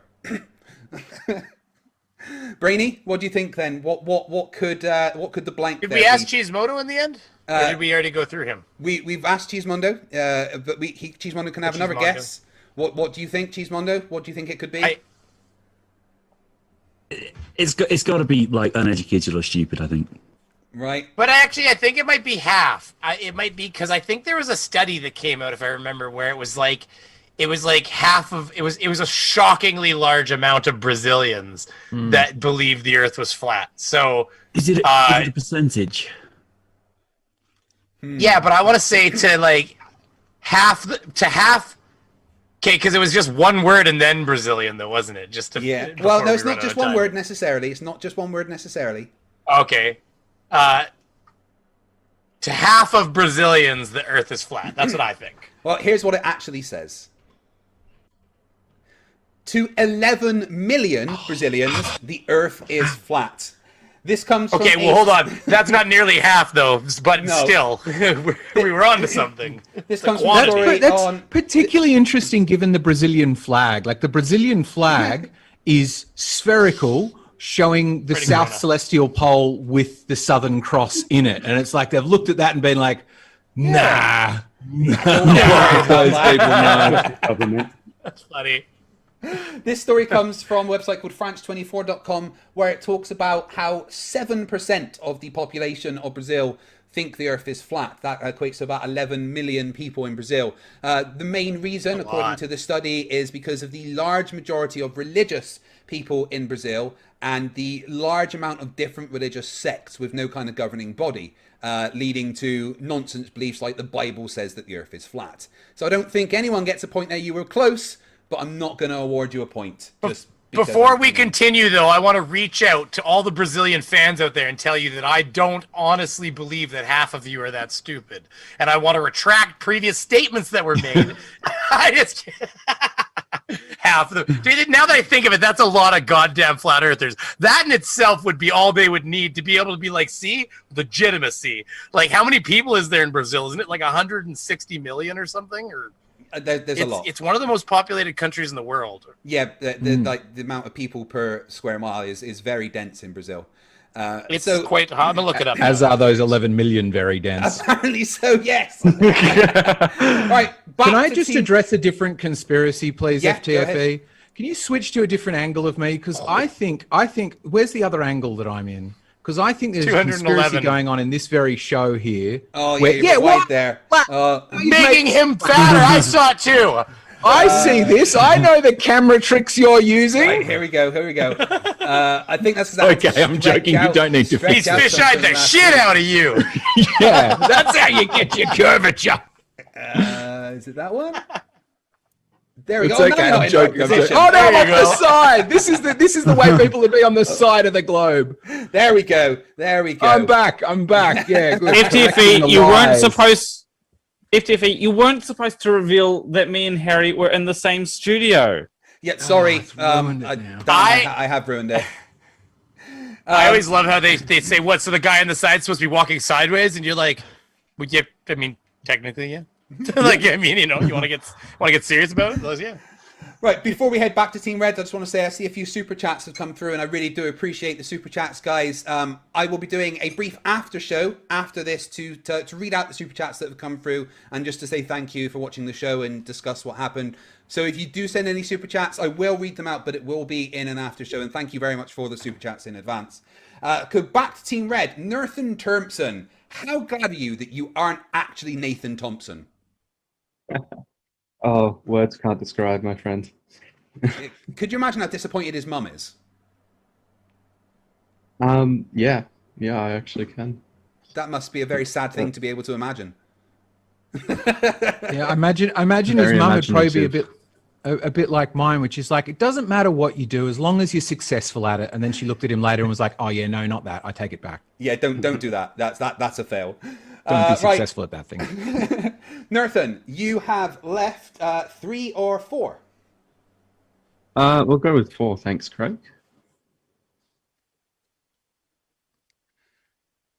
So, I something for a living, but flat earthers tell me they don't exist. I something for a living, but flat earthers tell me they don't exist. What is blanked out there? Team Vanilla. No, Team Red. Sorry. Team Red, have a discussion. What do flat earthers think doesn't exist that this guy deals with for a living? Quantum physics. Atoms. Fact. Objective reality. I live in objective reality, but flat earthers tell me it does not exist. That's true? Yeah. It could be. It could also be like, I study something or other. Yeah, I study it could be atoms. It could be something to do with gyroscopes. Yes. Planes. I build ring laser gyroscopes, but since they proved a 15 degree per hour drift, flat earthers believe they do not exist. Oh, yeah, I do get a lot of denial about that. No, Bob didn't say it. Shut up. Is it? It's got to be some other planetary body, though. It's got to be like, I study the moon and the stars, but flat earthers tell me they don't exist, doesn't it? Could be I build satellites, but I build satellites for a living, but flat earthers tell me they don't exist. Nathan, what do you think? What the flat earthers denying this time? Yeah, I think it has something to do with satellites or GPS or something like that. All right. Planner Walk, as you are the captain of Team Reds today, you get the final choice. What do you think was blanked out there? I think it's I build satellites, but flat earthers tell me they don't exist. Well, here's what was actually on the headline. I plant trees for a living, but flat earthers tell me they don't exist. No. How do trees not exist now? This is a new one for me. This is from QZ.com. And it's a story about how someone was doing his work planting trees, and a flat earther told him that the trees are actually just fake, and they're there to make everyone think that there is more nature than there actually is. Yeah. So quite involved conspiracy. Special kind of special. Yeah, I love those conspiracies where the conspiracy is far more difficult to maintain than just going and doing the thing. You know, it's like, where do they get the fake trees? How do they make sure nobody wanders up and goes, this thing's made of plastic? And wouldn't it, after a point, become easier to just plant some damn trees? Yeah. And when we burn these forests down, would they not like burn like plastic fires? It all just firefighters turning up being like, oh, this is weird. That's not how they usually. Yeah, I mean, hasn't there been a whole bunch of like massive bushfires across the world in the past couple of years, you know? Where was all the plastic smoke from all this stuff? Brilliant. Imagine like loggers coming along and then swinging at the tree. It's like, this isn't made of tree. This is different to the other. That's not how an axe normally works. Yeah. Hey. Okay, back over to Team Vanilla. Orb train dash cancel. Are you happy with your captain's performance, or should I put you on Team Red? Brainy? Yeah. He's a straight shooter. I do okay. I'm not offended. He's a straight shooter. That's not what his wife told me. Nice. I haven't seen him doing any drugs on this episode, so he's all right. He's not on this fine. episode, but if you watched our last collaboration, he definitely took cocaine.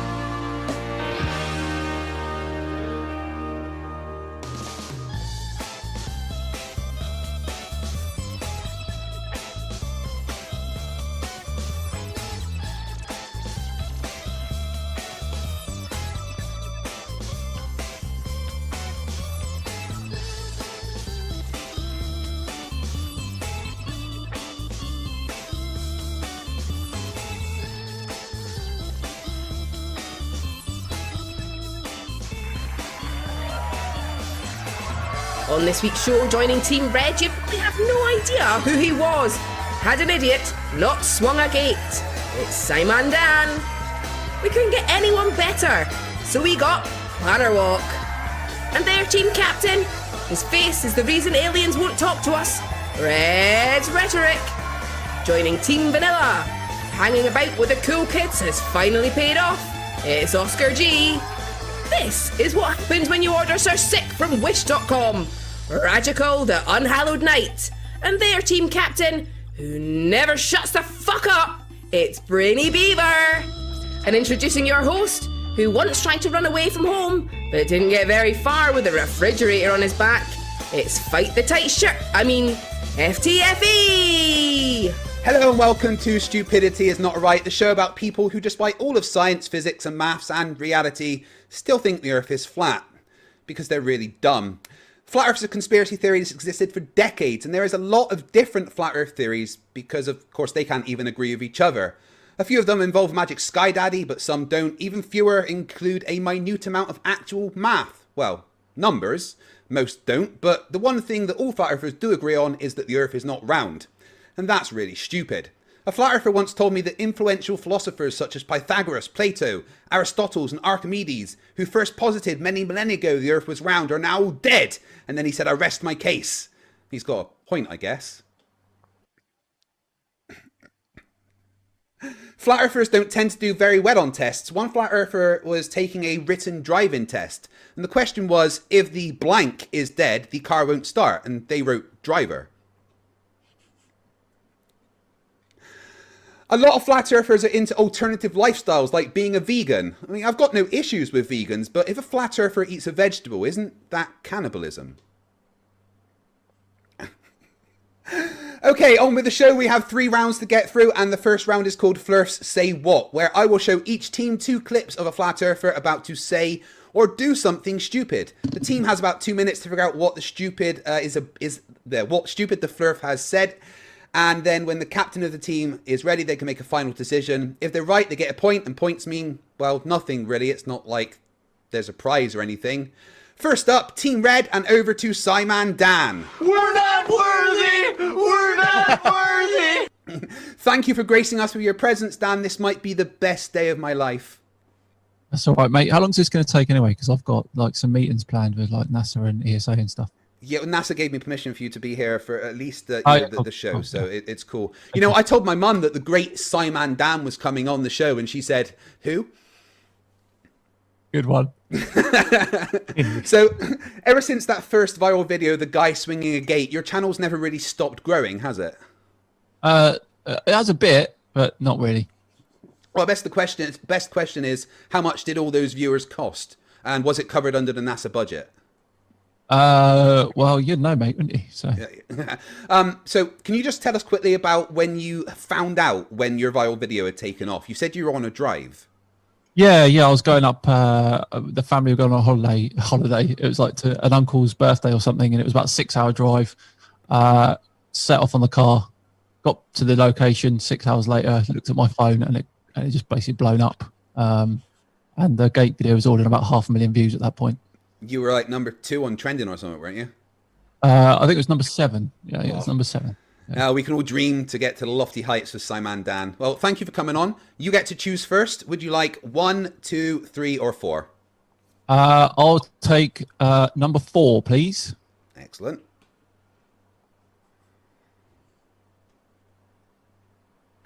But I'm not embarrassed for me, I'm embarrassed for you, because I need to go to this length to show you how ridiculous the idea that you live on a spinning ball actually is. Me standing in the pissing rain, getting soaking wet, you make the point. Hope you appreciate it. Oh, I do, Del. Right, that was Del from Beyond the Imaginary Curve, standing in the pouring rain to try and prove a point to us. But what did he say or do next? Dan and Team Red, you have 2 minutes to have a think about what he said next. And when you're ready, Reds can tell me what you think that was actually said. Off you go. I better just say a quick apology to Del, actually, because I once called him a scientific illiterate in front of a wet basketball. Apologies, Del. It should be a scientific illiterate holding a football. Just want to correct that. I was going to say I bet what he's going to do is he's going to spray some water on a ball and then be amazed that it, slides off the ball, considering, the ball is right next to the earth. Yeah. Yeah, he's pretty dumb. Planner, what do you think he's going to do? Get pneumonia? I mean, he is standing in the pouring rain. Yeah, I mean, he's standing in the rain with a hose. I mean, isn't the hose kind of irrelevant if he's in the rain? Could he just not, whatever he wants to do, just stand out there for a while? Is it true? Is it just a really bad intro to a dodgy sitcom that he's going to make about flat Earth and globe earthers? I'd watch a sitcom with Del in. That would be the most amazing comedy. You tell me you've seen his like joke sitcom. What? What did he do? He did like it was like a roof or something. Oh, it was some guy used tools or something in this sitcom, and the whole time he was ripping the piss like that. The tools are level and straight and stuff like that. You don't see that? No. But if there's somebody in the kind of flat Earth community that could be an actor or something, right? Pretending to play a part, I think it could be Del. And if that is the case, then he's an amazing actor. I mean, it's just, you don't have a character like that. But all right, team, what's your final thoughts, Reds? What do you think Del was trying to do? I think what Del was trying to do was spray water on a ball, and it's going to be amazed that it runs off because, the ball is right next to the earth. Yeah. All right. Here is what actually happened. Standing in the pissing rain, get the soaking wet, you make your point. Hope you appreciate it. Found this shape. I've seen it in other videos of the ball earth with the oceans removed. Okay. Let's try this.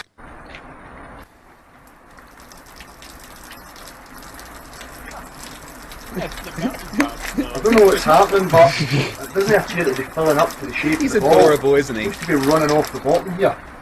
I'll try this.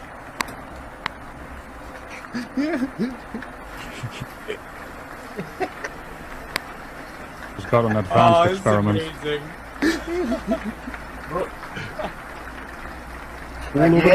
it's running off the sides. I can't get it to mound up to the shape of the board. I don't know why. Right, yeah, the Glaswegian Wonder Del got extremely confused because the ball wasn't containing the water. I mean... I just want to know, because that ball does look like it's been chewed up a bit. Like, does Del actually own a dog, or should we be concerned for Del here? These are questions that I don't think we want answers to. But Team Red does get 1 point. I'm just saying, let's not be concerned. Let's just laugh, okay? Yeah. If you remove the warning labels, the problem will eventually sort itself out. Yeah, that's true. Flat Earthers are the reason why we need a warning label on some, like, toothpicks that say warning sharp. They're the reason Pop-Tarts has instructions. There's gonna be ones that say "Don't spray Gorilla Glue in hair." Now, I mean, unfortunately, that's gonna have a new one on the back. Over warnings to Team on peanuts Vanilla. saying. All right, over nuts make it day nuts. I know exactly where you're going, Planner. Over to Team Vanilla and Oscar G. Oscar, welcome to the show. Thank you. So the bill for getting to appear alongside Simon Dan is going to be sent where exactly? I just need to tell the producers. I got PayPal. I can pay you. You. Cool. Right. Well, okay, I just have to make sure that I get my payment from NASA first, and then I can pay Simon Dan. Yeah. Unfortunately, having Dan on the show was also part of the NASA budget, so there's nothing left. Artemis has been booked back till 2030. Flat Earthers are going to go crazy. So you've been in project management in the construction industry for a long time, right? Yeah. At least 12 years I've been doing it. Okay. So imagine you're managing a project and it's staffed exclusively by Flat Earthers. How do you think that would go? Yeah, I would walk out like 5 minutes into that job. Yeah, this building's not getting made. I'm going home. Yeah. I'd be dealing with them like, why do we need a level? There's water over there.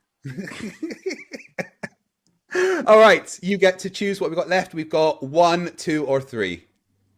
I'll take 2. Globe Earthers believe in people like Neil deGrasse Tyson, Bill Nye the Science Guy, Stephen Hawking, Scott Kelly. these are people. Well, Scott Kelly's an astronaut, but people still believe what he has to say. These are people that globe earthers look up to, and it's a shock to me. It really is a shock to me. I mean, you could tear apart each of these people, and let's start with Stephen Hawking, who doesn't. Yeah, so there is CC, Chris from Westchester County, saying that he could tear apart people like Neil deGrasse Tyson and Stephen Hawking. But what does he say next? Team Brainy, over to you. Good Lord. Well, no, I mean, you're laughing because you know damn well.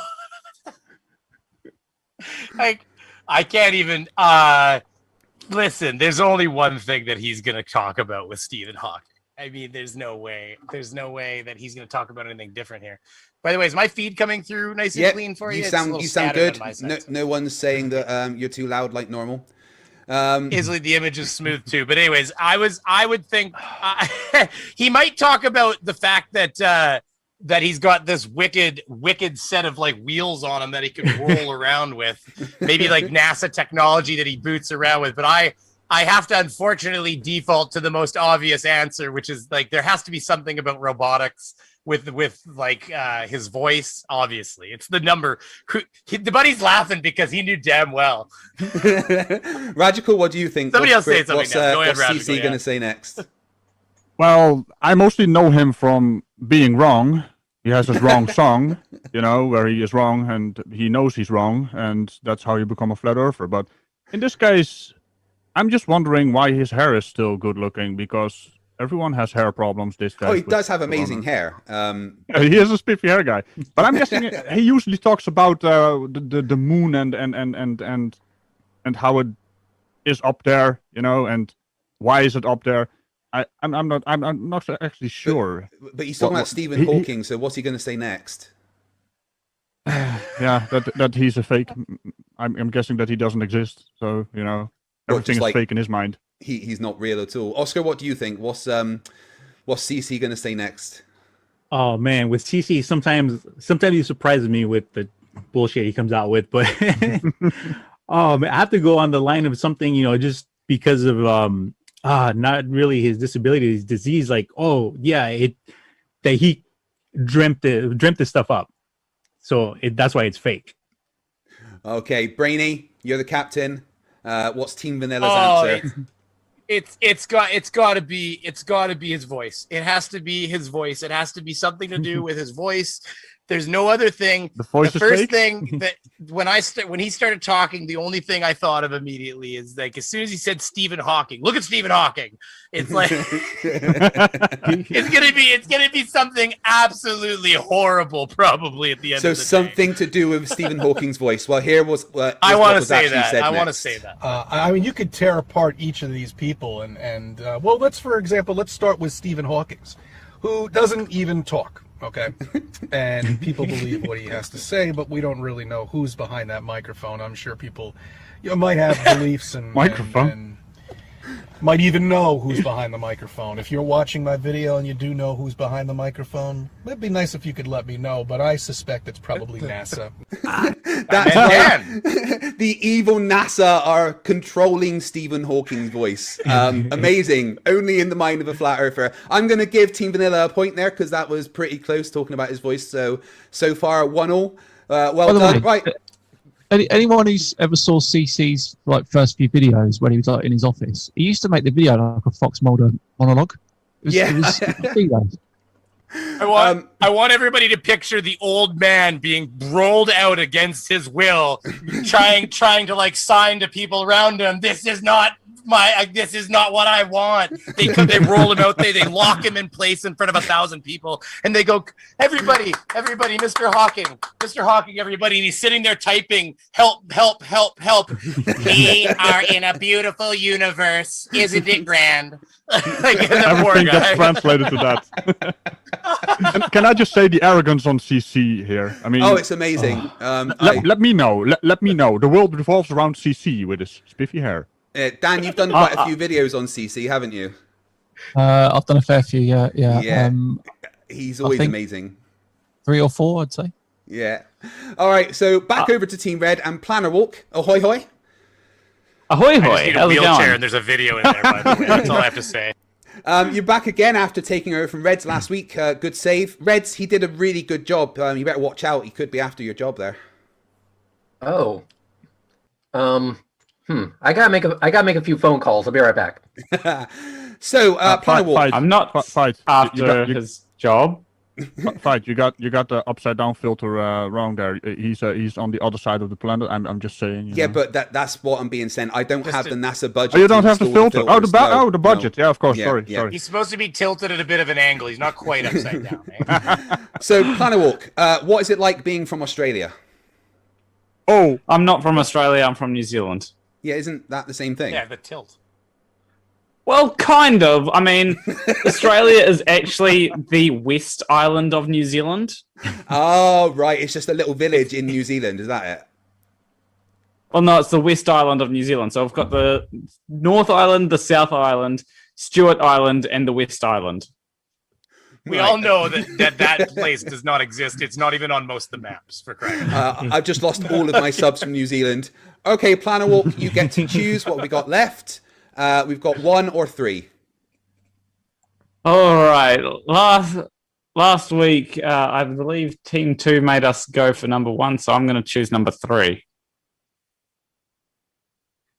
So this is from our friends at NASA, folks. The molecules are in constant random motion and frequently collide with each other and the walls of the container. And that's from our good friends at NASA. Yeah, there is the arbiter of truth, Mr. Joshua Michael, telling us how our good friends at NASA are quite good at explaining what gas pressure is. But what does he say next? Team Red, just take a couple of minutes, talk amongst yourselves, and when you think you know, just give me some crazy answer. What's going to happen next? What's going to happen next is I'm going to go right back to my original question. Hey, JM Truth, where's the missing 20 seconds in my footage? I'm still waiting for an answer. I've been waiting for months. Did you not see I had him on the channel earlier in the week because he agreed to come on like early in the day, and he lasted an hour before rage quitting because I wouldn't agree with him on the assume meant fact. I'm just, this guy literally said, oh, there's 20 extra seconds in your footage, therefore it's fake. I literally play my footage next to SpaceX's actual feed, and they match perfectly. But yet, when you show this to him, he's like, oh no, there's still 20 seconds missing. Where, you moron? But anyway, what is he going to say? He's going to say something about the dome. Something about the fucking Assume dome. means fact. I didn't have to rewatch that. Yeah, no, that's fantastic. that's Assume is literally an anagram for like ass out of you and me bullshit. Like it's almost like completely not a fact. That is fantastic. Sorry, okay, Dan, what do you think old JM Truth's going to say next? Well, I haven't had much dealings with JM Truth, and honestly, I don't really know him, but it looks like he's about to deliver a sermon or something. I just... You notice how he's outstanding in his field, right? Yeah. Hey. Dan, do me a favor. Hey, Dan, do me a favor. If you are going to listen to a JM Truth video, make sure you wear the proper protection. I mean, full oven mitts, face shield, hockey mask, whatever you got. Yeah, I can do that. Yeah, there we go. Yeah, but Dan, question. Yes. Do you agree with me, though? Do you agree with me that he's going to say something about a dome? Because apparently people don't understand that gravity actually affects the atmosphere, and he is one of these idiots. So I'm thinking he's going to say something about the dome. What say you? I would never disagree with you, Reds. So. I know, it's a bad idea. There you go. I think that whatever he says next is going to have spelling mistakes. he's so bad at spelling that what he says is going to have spelling mistakes. That's impressive. He took a modified grammar class with a break. He speaks with spelling mistakes. Oh my god! Modified grammar course. He's one of my favorite flat earthers. He thinks that he knows physics better than every physics professor and major in the world. Yet he can't do the most basic of things and still thinks the sun needs fire. But Team Red, what is he going to say next? I just want to add like in the serious thing. I want to say that whatever he says is going to say something about the second law of thermodynamics, because you see he had a little quantum eraser slideshow. If you noticed. So he's going to say about the second law of thermodynamics and say how that means that gas cannot gas pressure cannot exist next to a vacuum, and so that therefore we need a dome. So well, that's a good guess, but you're not the captain this week. Sorry, Danya. Crazy slideshow. Is that just like the body of an email? Oh, yeah, it looks like something that a 10-year-old did in Paint on Microsoft 95 or something, you know. See how quick FTFE went over. He's like, everybody stop talking. Dan said something. Well, actually, both are possible answers because both are equally stupid. So I'm actually going to let Dan choose this one. So Dan, you have two options. Option 1 is the dome, or option 2 is the second law of thermodynamics. He looks like the type that would bang on about a dome. Let's go with the dome. All right, I'm going to say dome. Final answer. This is what was said next. And that's from our good friends at NASA. Of course, someone's going to say, but Josh, you don't believe what NASA says. Technically, that's true. Most of what NASA presents us, I have found to be pseudoscience and not correct. However, in this particular instance, according to what they've put out as far as gas and gas pressure is concerned, they are correct in regards to what genuine science has already established. Yeah, so what he said was that NASA are only correct when it agrees with his preconceived notion of gas needing a dome. Did he borrow that lab coat from Anthony? Does it come with an egg? So I can't give you a point there. So you stay on one. That's fair enough. Boo. Okay, back over to... It's just amazing how stupid it was that he said. I wasn't prepared for that. I know. You should always be prepared for it to be dumber than you were expecting when dealing with Flerfs. Right, back over to Team Vanilla, and I'm going to have a word with my producers. I asked for Sir Sick. No, that's not concern. That's look at it. Hey, you calm down there, FTFE. See, the problem is that Sir Sick is a recluse, so this is the one you get. It's like the one you get, not the one you wanted, like Batman. I thought it was like that. Yeah, I know. That's what he wants us to think. It's amazing, Dan. Hello, Radical. It's a good act, Sir Sick. I was kind of offended that he's out standing in his field when I'm also out standing in my field. I mean, he doesn't even have horns. How dare he? He doesn't have a license. So you've stepped away from the Flerfs on your channel, really, and you focus on a different kind of stupid now. How's that going? It's kind of a similar kind of stupid, but the payoff is different. But with Flat Earthers, they just say the dumb and the video ends. But with what I'm doing right now, the sovereign citizens, they have like the payoff with Windows losing. Yeah, they lose all the windows, and it's, I know it's a bit more fun. Whenever I watch your video, I'm like, bring out the taser. Bring out the taser. my last one last week had a taser in his face, and I'm like, yeah, that's an improvement. Mr. Zappy is my favorite character in your show. All right, you don't get to choose. All you have left is number 1. Well, I'll choose number 1 then. That it's made out of say, something that came from Earth, which I suggest the Giants mine from what we now call the Grand Canyon. That's where they got the raw minerals to do it. And when you melt stuff into making glass and glass baubles, as it cools, you get bubbles coming across it. Yeah, so there is Flat Earth Aussie Jesus already being freaking crazy by saying that the moon was dug out of the Grand Canyon by giants. But what is he talking about bubbles for? Team Vanilla, what do you think he said next? Know all about his arguments of where the moon came from. I don't quite remember exactly how they got it up there. But bubbles in you guys, space why don't we comes to mind. talk? Yeah, you guys, do you guys have insight first before you go to me? But the only thing I will say is that my imagination, since we're talking about flat earthers here, is that it has to be some sort of like Charlie and the Chocolate Factory kind of thing. I imagine it's like the first iteration of an Aero bar, is something to that effect. Maybe like it was molten chocolate that was formed by the earliest Willy Wonka alive or something. I think that's where I'm gonna go with it. Oscar, what do you Willy think? Wonka. I don't know. Talking about bubbles, forming up. The only thing I can think of is if he's, the stupidity of the flat earther is he's going to offer that as proof. There's air inside the bubble, so it's like a dome. That's where a I'm good going one. with that. Radical, what about you? What's grandfather dumbass going to say? Grandfather dumb. it's funny that I actually recognize them before I actually see them on screen. That's real funny. But first of all, I think I need to increase the beer size here because there's something weird going on. Yeah, you need those when dealing with flat earthers. Yeah. It's like so. There's bubbles in my beer. I'm guessing he has something to do. If this is a newer video about the bubbles in space, that the moon is inside the That's a pool. non-sec video. So no. What is a non-sec video? It was footage from Non Sequitur show, I think, was it? Oh, not, that's when an it old started? video. So it's Oh, guaranteed to be at least 2 years old at this That point. was basically. at my second that flat case, earth debate my- ever. my beer has to be bigger. Actually. Yeah. I'm guessing bubbles in space because we're Bubbles in in a space. pool. What? I'm going with a date inside the dome. A date inside the dome. Listen, we're going for a high imagination, right? Printed in a date. bubbles? There has to be a date in there somewhere for him, or else it's not crazy enough. That's the bottom line. I'm not gonna have enough beer for this.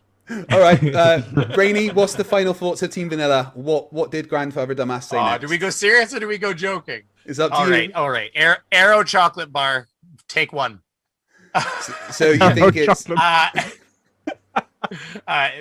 Just do it. Roll it. As it cools, you get bubbles coming across it.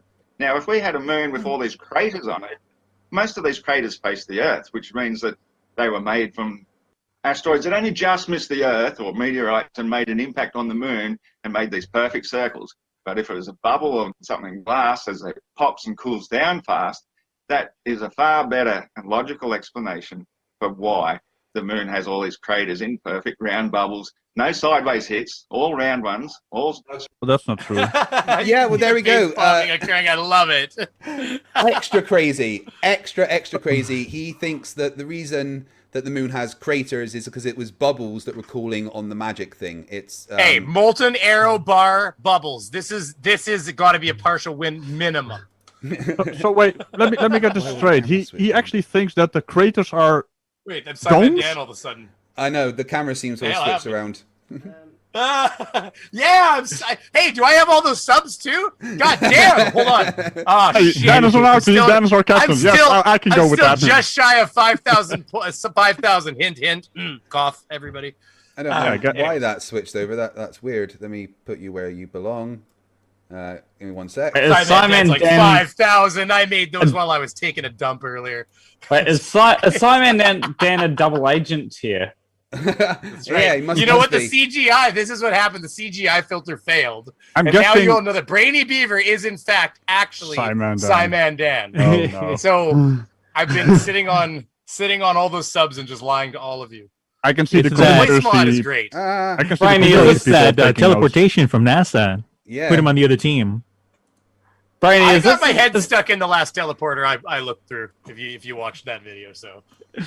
Brian, is this how you're getting back at me for being a double agent not last week, but the week before?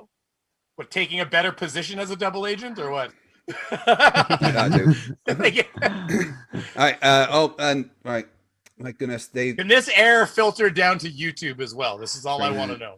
Is there a chance? It's changed them on every single iteration of the thing. So what we're going to do is we go to the next. Right. Shuffle the teams. It's a new version, guys. Go to the main camera, Emma. I'll sort out one The sec. beaver is gone. Oh, there he is.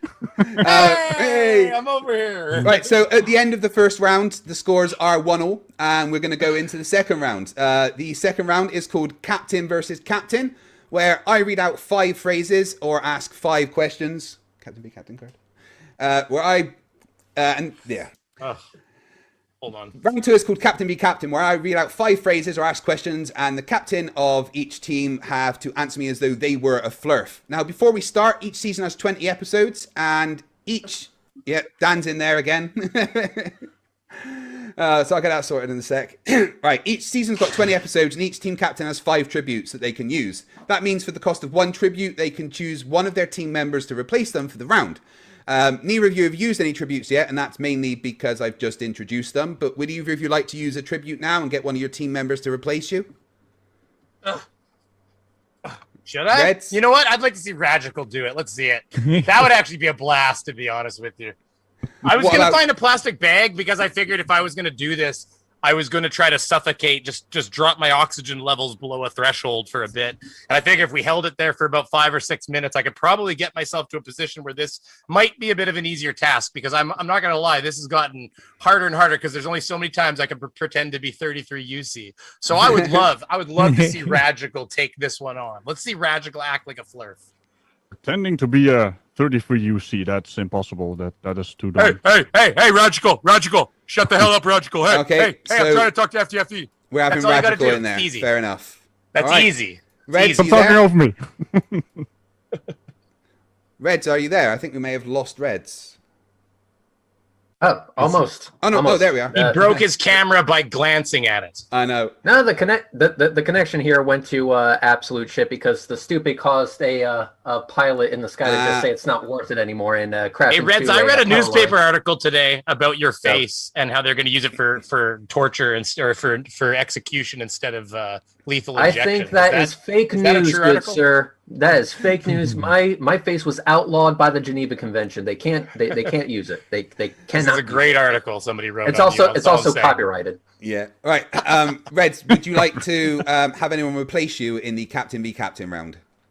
Oh yeah, of course. I have to go with someone who has not only taken off in popularity, but is absolutely amazing at everything. So Simon and Dan, I'm sorry, it's Planar Walk.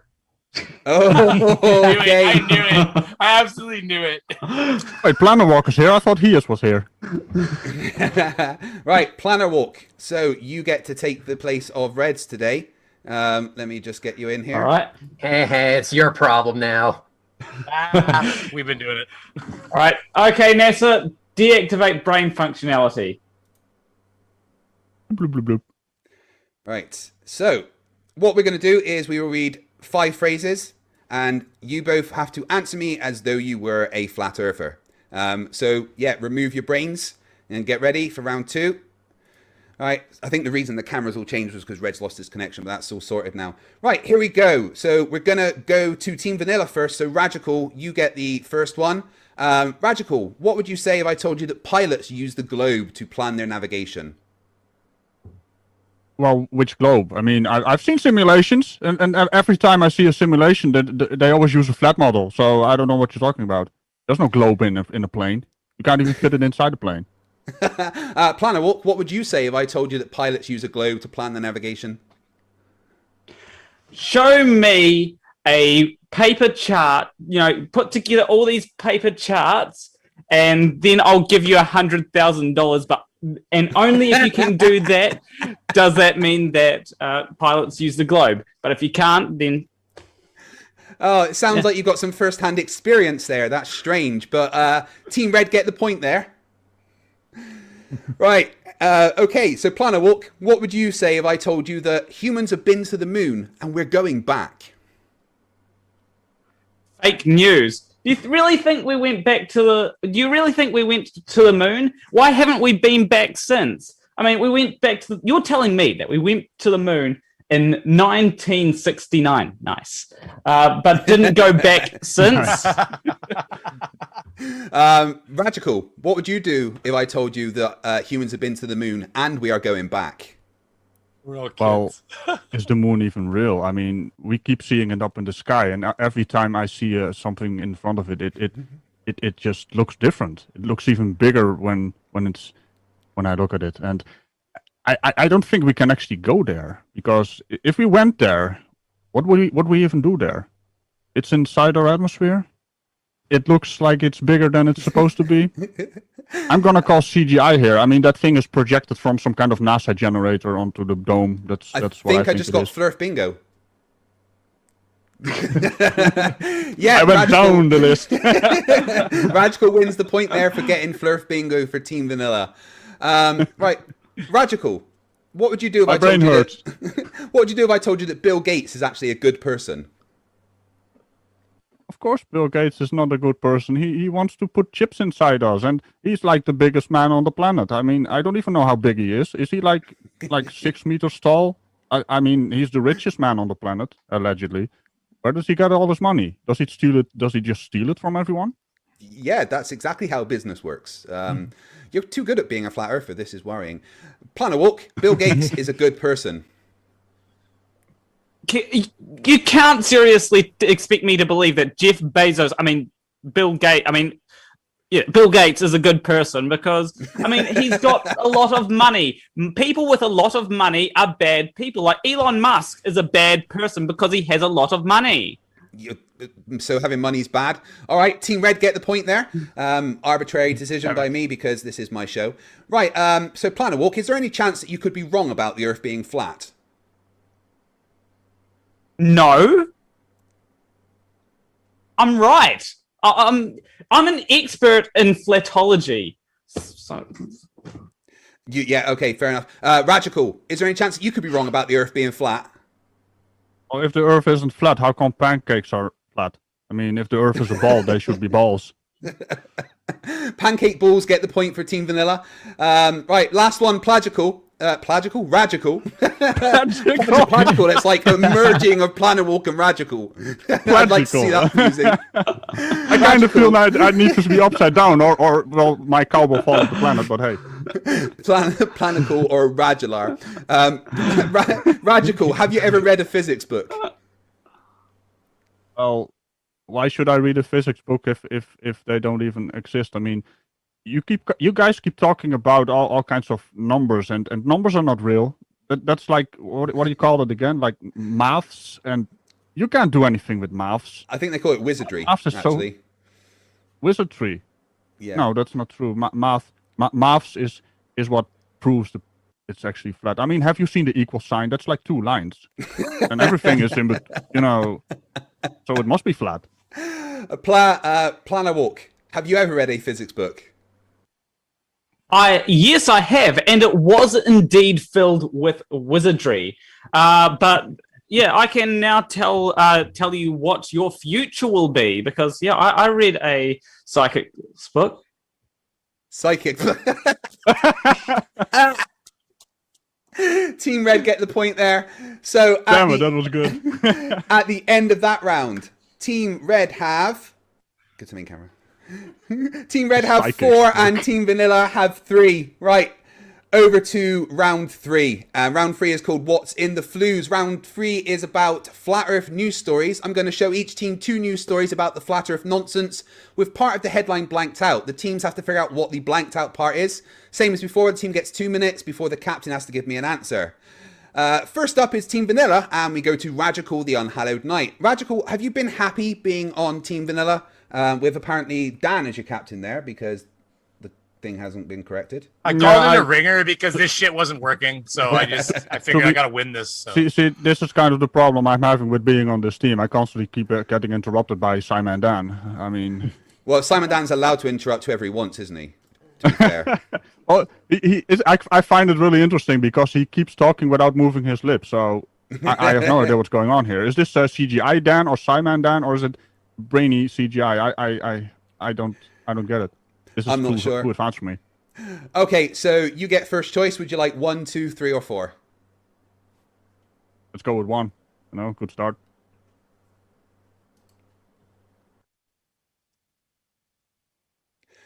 The headline is Wisconsin pharmacist who blank believes Earth is flat, FBI says. What is the part of the headline that is blanked out there?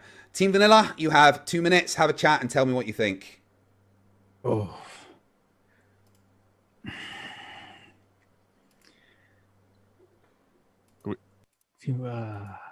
Pharmacist. Radical, what do you think? I'm literally blanking out here. I'm guessing something along the lines. I don't know. FBI, open up. That doesn't really work in the sentence. But hey, grammar is not their best, right? Oscar, what do you think? What did the Wisconsin pharmacist do that the FBI also think that he thinks the Earth's flat? Oh, jeez.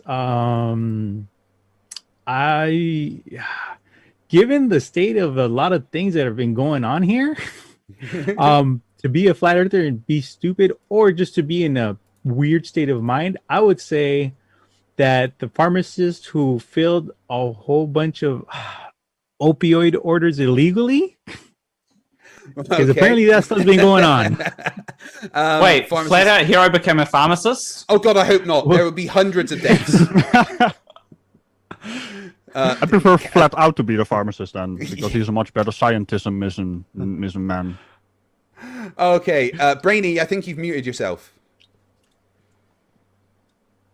Yeah, the way people like it. But listen, so I saw this article fair and square because it's not far from where I live. It's across the border in America, but this is not far. And we had actually our own incident similarly. So I want to say that the pharmacist allegedly wore his mask, followed all rules, and handed out lollipops to children. But properly with gloves and stuff.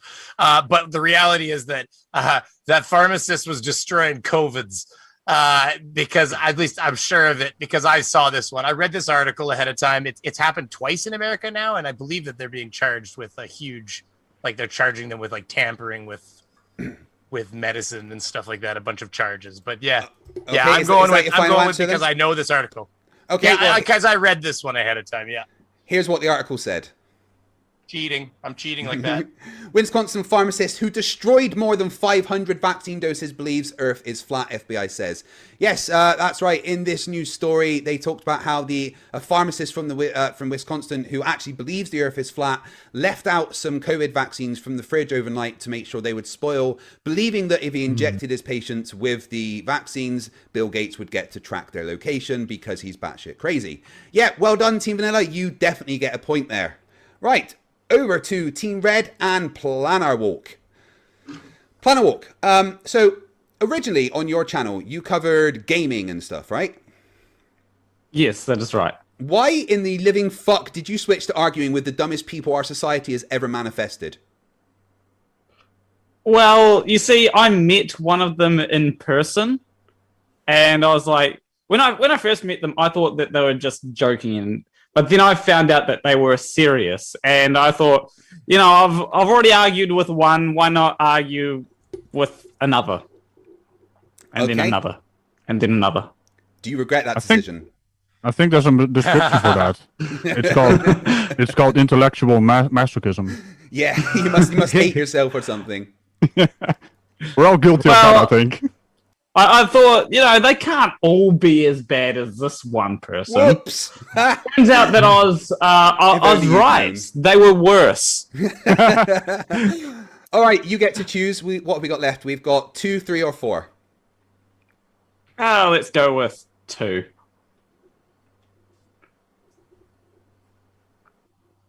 So the headline is, Adam Wainwright says blank, believe the Earth is flat during NLDS broadcast. What is the blanked out part of the headline there, Team Red? Let's hear what you've got. Simon, Dan? Oh. Who's Adam Wainwright first? I have actually no idea who that guy is. So who is he? I think he's an American football star. Bit of baseball star. He's a football star? Baseball. Baseball. Yeah. Okay. Wow. I have no idea. Let me see that title again. Let me see it. Let me see that title again if I can. Globe Earthers believe in people like Neil deGrasse Tyson, Bill Nye the Science Guy. Shush. Damn it, CC. So Adam Wainwright, who is a baseball player, says that believe the Earth is flat during NLDS broadcast. Is it going to be something like all his teammates or all the baseball players or something like that? Possibly. I'm thinking that it might be something like that. He says all pilots or all scientists believe the Earth is flat. All NASA scientists. Okay, because I don't know who this guy is, and I'm not a sports fan, I'm going to say I have zero idea. So I'm just going to come up with the stupidest thing that I think a baseball guy would say. I'm going to say Adam Wright says that because the baseball can fly straight, he believes the Earth is flat or something like that. The only reason the baseball isn't curving wildly out of control because the Coriolis effect is because the Earth is flat and motionless, man. What about a curveball? Don't Damn, got don't him. mess up for me. Can't use facts here. I'm not allowed. Don't use teammates. Yeah. I don't know, Dan. Very What sorry. say you? What say you, Dan? What say you, Dan? I don't know. It's something like it's something along the lines of he thinks that loads of people think that he thinks that the Earth is flat. Something like that. So, Yeah. all right, Red, you're the captain. What do you think Adam Wainwright was going on about? I'm gonna go with what Simon Dan said. He says that a bunch of people think the Earth is flat, and All right, that's my final answer. Here is what was said. Adam Wainwright says half of his Cardinals teammates believe the Earth is flat during NLDS broadcast. Whilst having a press conference about his team's performance, Adam Wainwright also let slip that half of his team believe that the Earth is flat. I would have quit that team, frankly. Wow. Could you imagine being in the room with so many people? How many people is there in a baseball team? I don't know. Oh my god, loads. 30 maybe? Loads. Like, I think it's 9. You got 4 on the bases, that's then you got how a many are playing batter at a and time. yeah, you got loads on the bench, haven't you? Yeah. Yeah, but baseball teams have like designated hitters and designated catchers. Oh, yeah. Yeah. Wait they a got a minute, lot wait of a bench minute, wait a warmers, minute. yeah. 4 or 5 If pitchers. half the team believes the Earth is flat, then how can they actually play the game? Because remember, there's a home plate and 3 bases, and flat earthers struggle to count to 3. So I'm confused how that works. It's a good question. Right, okay, so you definitely got a point with that one. Well done. Yay! Yay. Can I just say I'm kind of confused how you play a sports where you slap a ball around and you don't understand what balls are. You forget how dumb flat earthers are. You've been dealing with sovereign citizens for too long that you've forgotten how They might be a bit flat earthers smarter, are. I yeah. think that's what it is. Well, they're baseball players too. The only balls slapping around they care about are the ones between their legs. So, I It's a mean, good nobody thing we don't- accused baseball, like sports people, of being the most intelligent people in the room. I mean, and I'm not saying they can't be. I'm just saying, like, It's a good thing we they're not don't take our scientists. science from them, right? I was No, going to say, that's Brady, solid, yeah. I played football for 25 years. Thank you. I said it's not that they can be. I'm not a hater. That's it. All right. Tears them down. I just quit. Throw the wrench in. Back to Team Vanilla and Oscar G. Oscar, as the community member on the panel today, were you nervous to come on being amongst greatness such as Brainy Beaver and Not Quite Sir Sick and the amazing Planner Walker and Simon Darren or whoever that is we've got on? I'm 1/5 so sick now right now, so I'm getting there. Well, I noticed it wasn't so sick because there's no whiskey sitting around. Oh, this is all beer here. Yeah, you got no horns or a cow. Yeah, no. Honestly, I mean, the whole thing, yeah, you know, Brainy Beaver and everybody else, but it was a Simon Dan who I was nervous about. Actually, that's how I started watching you guys. I started with Simon Dan, and from there, it opened up to everyone else. Yeah, you need to stop saying Simon Dan too much because every time you do, his agent charges me more money. So, I'm sorry. It was part of yeah. my contract. That was my part of my Branding. agreement for coming on. Sorry, FTFE. Right, what have you got left to choose? We've got 3 or 4. I'll go ahead and take 3. Let's have a look. So, in this headline, satirical brand blank takes flight. What is blanked out there? Team Vanilla, over to you. Satirical blank. Satirical brand. I feel like I should know this. Radical, what do you man. think? What satirical brand took flight? I'm guessing it has to do with.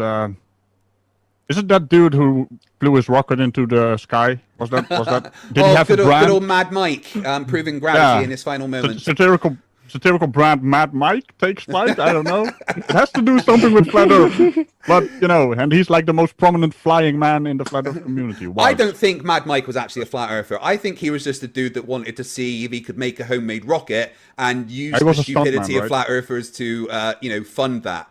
And I guess he died doing what he loved, but He was a daredevil. That's what he was. yeah, definitely. Launching yourself in a homemade steam rocket would take some balls. But Radical, so you think it's Mad Mike took flight? I don't know. Maybe. Brainy, what about you? I want to say window cleaning company, like dome, like like crystal dome flat Hey, Earth Jax. window service or something. Glass so clean the sun doesn't even you know. Don't you know that's what the ISS You know what I mean? is? There's a logo. The in there ISS somewhere, is just a dome cleaning drone.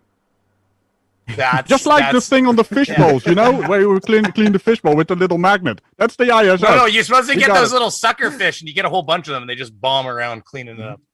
All right, Brainy, what do you think? What's Team Vanilla's answer? What satirical brand took flight?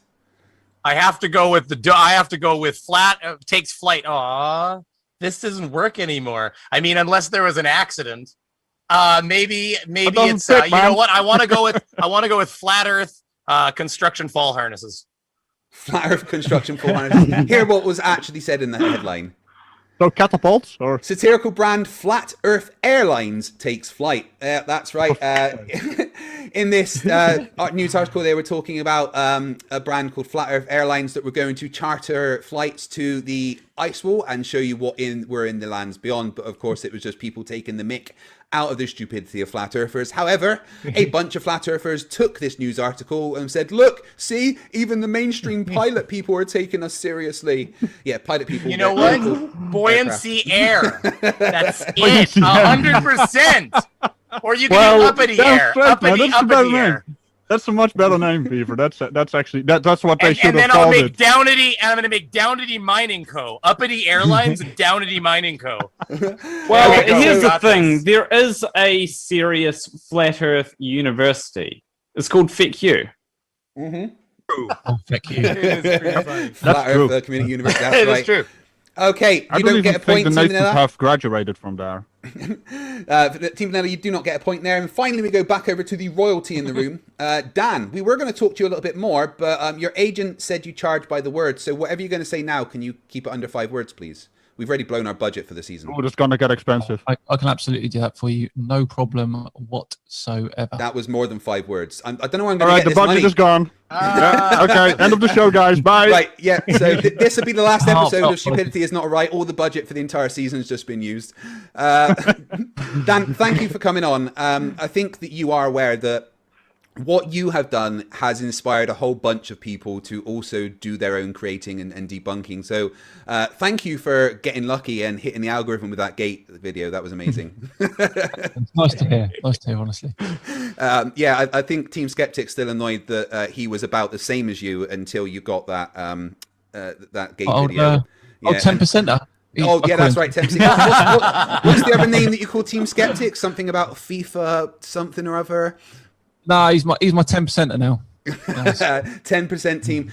Please, guys, check out Team Skeptic. He's awesome, but you know he is 10% of Dan. But Dan, you don't get to choose. The last headline is number 4. Okey-doke. And in this headline, blank aids flat Earth conspiracy theorists. Research suggests. What is blanked out there? What do we think aids the flat Earth conspiracy theorists? Team Red, over to you. Euthanasia. I think that's more how to solve it. He's a bit harsh there. Sorry, I'm so sorry. I mean, is it going to refer to a group of people like anti-vaxxers aid the flat Earth research movement or some garbage like that? Or no, Nikon. There, yeah, that's the. That's Well, no, the it's the other guy. way around. Nikon, the flat Earth movement has aided Nikon, I think. Pretty much. I mean, this whole thing is just a conspiracy for Nikon to sell more cameras. It's working. It's really working. Planet Walk, what do you think has aided the flat Earth conspiracy theorists? It's obvious. It was stupidity. Yeah, but I mean, you stupidity's can't not have right. flat Earth conspiracy theorists without stupidity. So. He's not wrong. He's definitely not wrong. Reds, any other thoughts? No, stupidity was actually a pretty good one. I like that one. That would be good. I mean, it's true. My serious answer though is YouTube. I think it's fine. Yeah, it could be YouTube. All right. So yeah, it could be YouTube or Twitter. So, Yeah. Do we want to say like it's an internet platform like YouTube and Twitter? Yeah, Mostly on there, yeah. It's got to be, isn't it? Okay, so let's say I'm gonna say final answer is YouTube.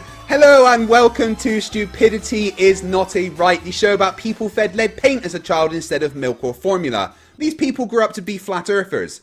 Flat earthers often accuse me of being judgmental about them. Well, maybe they should stop saying stupid things that I'm forced to acknowledge. Imagine if we had a zombie apocalypse. Flat earthers would be the only ones to survive. No brains. Oh God, could you imagine if flat earthers were the only ones to survive and ended up in charge of the world? That cannot be allowed to happen. Now, I'm not saying that we should kill all the flat earthers or anything. Just that, what if we remove all the warning labels and let the problem sort itself out? Okay, on with the show. We have 3 rounds to get through. The first round is called Flerfs Say What. I'm going to show each team 2 videos of a flat earther about to say or do something stupid, and they have to figure out what stupid comes next. If they get it right, they get a point. If not, they get it wrong and we get to laugh at them for being dumb. First up is Team Vanilla and Orbtain-Cancel. Now, this is the second time you've been on the show. Congratulations. You must be good friends with the producers. A little bit. Yeah. Recently, right, Nathan Thompson and live-in lover Austin Whitsitt had a falling out over funds of their Clown World tour. This has resulted in Nathan saying he wants a boxing match with Austin. How much would you pay to be able to set fire to that boxing ring? What's the cost of a brand new RV trailer? More than they can afford. That's why they've been begging for $800 to fix an alternator after Nathan ran away. Oh, don't you just love how even the flat earthers can't get on with each other? Okay, you're first to choose. You get 1, 2, 3, or 4. I'll go with 4. 4. Up YouTube, that guy again, just coming home from work, just actually pulled in the driveway. I just had a quick question for all my haters. First off, I actually have a couple questions. Can jets fly in a straight line? Yes or no? That is that guy. Not understanding jets flying in the sky. But what does he say next? What stupid comes out of his mouth? You have 2 minutes, and then I will ask your Captain Red's rhetoric to give me the answer. So over to Team Reds. What stupid comes next? Team Vanilla, I'm sorry. Yeah, I got it wrong. Brainy. Yeah, my bad. Let's, you know what I mean. Team Vanilla, 2 minutes, and then Brainy has to give me the answer. Over to you guys. I'm gonna let you guys start because I spent a lot of time listening to that guy, and I think I know what he's gonna say, anyways. So what speak truth, seek truth, or seek truth, speak truth? I did that. Which order is that again? It doesn't matter. It's it's truth. Same, I guess. Truth squared now. Yeah. There you go. Oh, okay. So what do you think, what do truth squared? Yeah. I don't know. I mean, could be anything really. I think it's going to be. I don't know. I actually wasn't paying attention because I didn't think that was my question. Yeah, it's all of you. It's all of you. Orbtain, what do you think? Fake it out. Orbtain, what do you think is going to come out of that guy's mouth next? It's going to be dumb, but what particular dumb do you think? I mean, he probably either believes there's no gravity, so the plane will go straight up, or he believes that it's density, so the plane's going to go straight down. But in no case can a plane ever go horizontally. Oh, I mean, that guy spent a lot of time arguing with pilots about how planes work, even though he admittedly had never been in a plane himself, which is always fun. Brainy, what do you think? Because you said you spent a lot of time dealing with that guy. Amazingly original name. So what's your thoughts? Knowing his mental health situation, I actually... I want to say it's Gremlins on the wingtips, but that's not what he was going to get to, actually. He's going to make the argument that because a buddy here was right, he's on the right track, is because my teammate, I can't remember his name, sorry. The idea is because because the Earth curves away, the plane would constantly be always gaining altitude, and the pilots would have to consistently push the nose of the plane physically forward, like by yoking forward never-endingly, I guess. Right, To, okay. To like constantly keep the plane, which is funny because you actually do end up having to trim the plane a little bit over time as it tends to try to drift upwards, actually.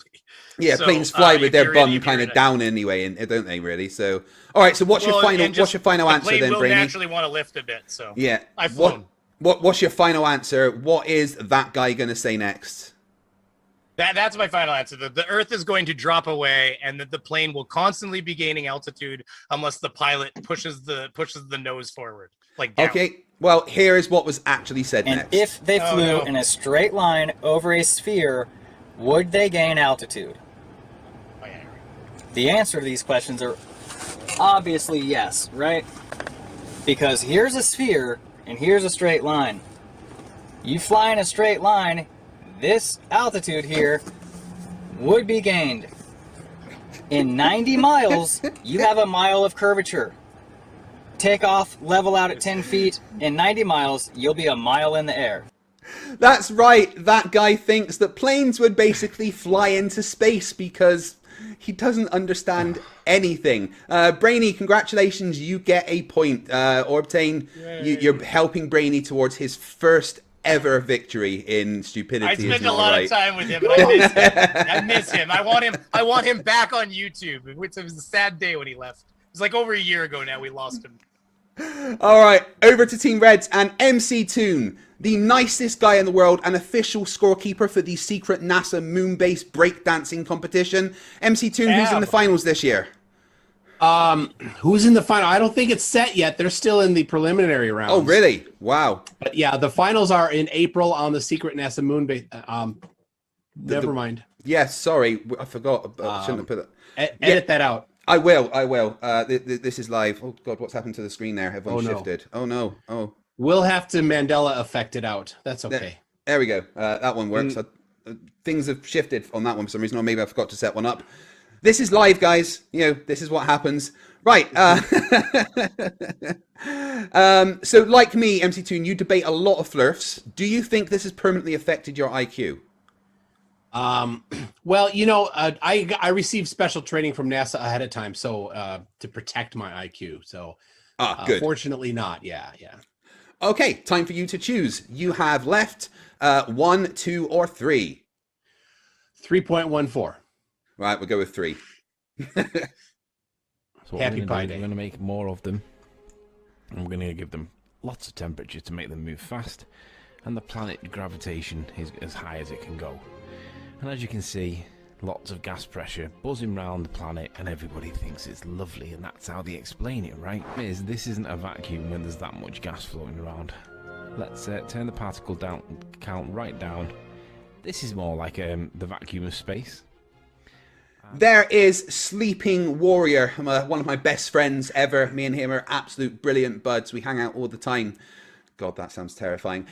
He is using Mick West's gravity simulator to talk about the Earth and the model that we have of gravity. But what does he say or do next? Red and team, you have 2 minutes to decide what Sleeping Warrior is going to spout out of his dumb mouth next. I thought the next thing that happened was he got banned from YouTube. That definitely did happen. And he decided that he was going to make a new channel and asked everyone for suggestions for a new name. And after countless deliberations, he came up with a brand new name for a new channel called Sleeping Warrior. Oh, that's lovely. Yeah. So my guess is that the next thing he's going to do is go take a whiz on camera and then answer. Sleeping Warrior, the only man ever to be able to stream twice in the same stream. Reds, what do you think Sleeping Warrior did next? If this is a simulator, then I guess what he's going to do next is one of two things. He's either going to turn off gravity because he's just going to assume that gravity doesn't exist and then say, oh my God, look at this. It's amazing. I'm right. You're wrong. Durr. Or he's just going to get rid of particles because he doesn't believe that gas pressure is made of particles or something. Yeah, I'm going to go with the gravity thing. Right, so you think you might just use the simulator to say no, what gravity shouldn't be on, even though that he's gonna say that because gravity is fake and NASA propaganda, that therefore it doesn't exist, and therefore we can just turn this off. And look at that! It just it doesn't work. It's amazing. Toon, what do you think? Well, I'm with Reds. He turns off gravity and then says, "Flat Earth proven." Planner? Yeah, I think it's basically all complain about something not getting sucked off, and then so basically what Red said. That's a bit of a personal problem he's got, really. Oh, wow! Hey, probably never happens. Hey, speaking of sucking off, I'm going to derail this entire show for just a quick moment. My EQ mount video has triggered a lot of Flerfs to the point where Glowbusters right now, as we speak, are trying to debunk it and are doing a hilarious glorious job. I guess there's going to be a Bless stream them. coming quite soon where we respond to that, then, isn't there, Reds? I was watching while I was shaving. It was beautiful. Everything they say is ass backwards. It's the best thing ever. Oh, Glowbusters trying to respond to us. Absolutely beautiful. Is Bob Nodell too? Is Bob Nodell trying to debunk an EQ mount while there's an EQ mount in the room that he's sitting in? Yeah, they were trying to talk about how slow SN9 was falling and all that stuff. Yeah. So anyway, back to So the show. what's Sleeping Warrior going to say? My final answer, and my final answer for the team, is he's going to turn off gravity and say, "Huzzah! Flat Earth proven because reasons." Huzzah. Let's have a look what actually happened next. This isn't a vacuum when there's that much gas floating around. Let's turn the particle count right down. This is more like the vacuum of space. And we know gravity's not a force. So what we'll do, we'll turn gravity off, because we can't have any gravity. And that's really what's really happening with our atmosphere on your model. Wait. Congratulations, Sleeping Warrior. You debunked gravity by saying, well, if you don't have gravity, then gravity doesn't work. I fucking nailed that one. That's one of the funniest things ever. Oh, well done, Team Red. You also get a point. Congratulations. Okay. Thank you very much. I like to thank the NASA Academy on the dark side of the... Oh, wait, we're not supposed to talk about that. Never mind. Shut up. You're not going to get any water today. Back to Team Vanilla and over to Seek Truth, Speak Truth. Proof that you don't have to ignore reality forever. Welcome to the show. Seek Truth, Speak Truth. What convinced you to actually be a flat earther? I mean, all the evidence. And evidence. What evidence would that be? There was none. I was lost, guys. I was stupid, and stupidity is not a right. That's bloody correct. It's not a right. Good man. So welcome back to reality. I noticed somehow, even though I sorted the screens out before, you and Brainy have switched positions. So we're just going to leave that alone for now. All right. So that was why you became a flat earther. But what convinced you that being a flat earther was particularly dumb? Well, all the evidence that supports the globe. Was there anyone in particular that I remember one person helping you? Moon phases. Yeah, and Conspiracy Cats did a good debunk, didn't he? And explained a lot of stuff to you. He did. Yeah, he basically took my head and kind of gently tapped it against a wall, and knocked some sense back into me. Well, I'm glad that you came back to sanity. So quickly, if you were to give advice to any flat earthers that were on the edge, what would that be? Jump off it. I'm only joking. You mean obviously teetering on the edge? I thought you meant the edge of flat Earth. Sorry. Just like flat Pete, eh? Yeah. No, if they're not sure, they think it might be flat, it might be a globe. What would you give them as advice? Oh, I mean, just try and understand that you're not as intelligent as you think you are, and step back away and just start for yourself again. i.e. moon phases. Just look at one thing, verify that the moon is a physical object. We can bounce lasers off it, so it's physical, and then it does, shine with sunlight reflection. And yeah, just slowly, each piece, if you can just, it's if you want to know the truth, or if you want to stay ignorant, if you know what I mean. And you clearly wanted to know the truth. Yeah. Well, well, congratulations for coming back. And now it's time to choose. What have we got left for you? We've got 1 or 2. I should go for number 1, please. Okay. NASA. Today we're talking about NASA yet again. I don't know why they just became the theme of my videos, because they keep doing stupid stuff. I don't know. Earlier last month, earlier in August, they launched a probe to get close to the sun. Whatever, you launch probes. I guess you guys have to show some work for the billions of dollars you guys get paid per year. Fair enough. I'm fine with that part. Someone took a long exposure photo of the launch, and you see exactly the trail of the rocket. You see exactly where NASA's rocket and probe goes. That is good buddy of D Marble, M. Benz, getting confused about rockets, pointing out that, look, they curve. But what does he say next? What particular stupid falls out of his mouth next? Team Vanilla, you got 2 minutes. Talk amongst yourselves, and when you're ready, your non-stop talking captain can let me know. I mean, what about that's how rainbows are formed? That rocket trail looked a lot like 8 inches per mile squared to me. No, that's a parabola. Parabola to me.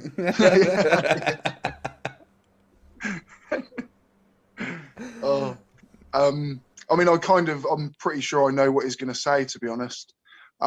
Personally, I think he's going to say that they're just ditching the rocket into the ocean. That's my guess. Or Train, what do you think M. Benz is going to say next after pointing out the curve? Well, I just wanted to look. I just saw that graph, and I just wanted to know what he thought about the graph. I want to know what he thinks the graph is more than anything. There's numbers on there. They'd be too confusing for him. Yeah. Well, there's more than one line, so that can be a little daunting for some people. Okay, so Brainy, you're the captain. You get to give the final decision. What do you think comes next? I'm pretty sure he talks. I think Buddy nailed it. The rocket goes down. Like you can see that it arcs downwards, and yeah, it dumps it in the ocean. That's what I think. I can't quite remember, but M. Benz, you keep giving us these poor lost souls that we've lost to the eons. We should have one of those songs at the one of these days where we just do that, like "We Will Remember You" kind of things with like the Sarah McLachlan music. The flat earthers that we've lost along the way. The faces that we've lost along the way, kind of thing. Exactly. Right. So you're saying you think that he says that rockets just ditch into the ocean? Well, here is what is actually said next. On Twitter and Facebook and blah, blah, blah, that's because that's how the rocket escapes. It can't go straight up. It has to reach escape velocity. I don't even know what to say, because he doesn't understand. That contradicts every launch NASA has done up until this one. That's right. M. Benz thinks that every launch ever that NASA have done beforehand has never curved. Now, Reds, being Florida man, basically, and recording a bunch of these rockets, how many of them have done that orbital curve that we see? Let me go ahead and count how many rocket launches I have been to. 1, 2, 3, skip a few, 55, 56, 57, skip a little bit more, 65. So about 65 launches I have been to and recorded and posted up on YouTube since 2014. Every single one of them has curved. So, not just a little bit wrong, but like 75 times wrong. Good job, M. Benz, but unfortunately, Brainy, you guys weren't close enough to get a point there. Finally, back to Team Red and Planawalk. I thought we'd blocked you. How'd you get back in?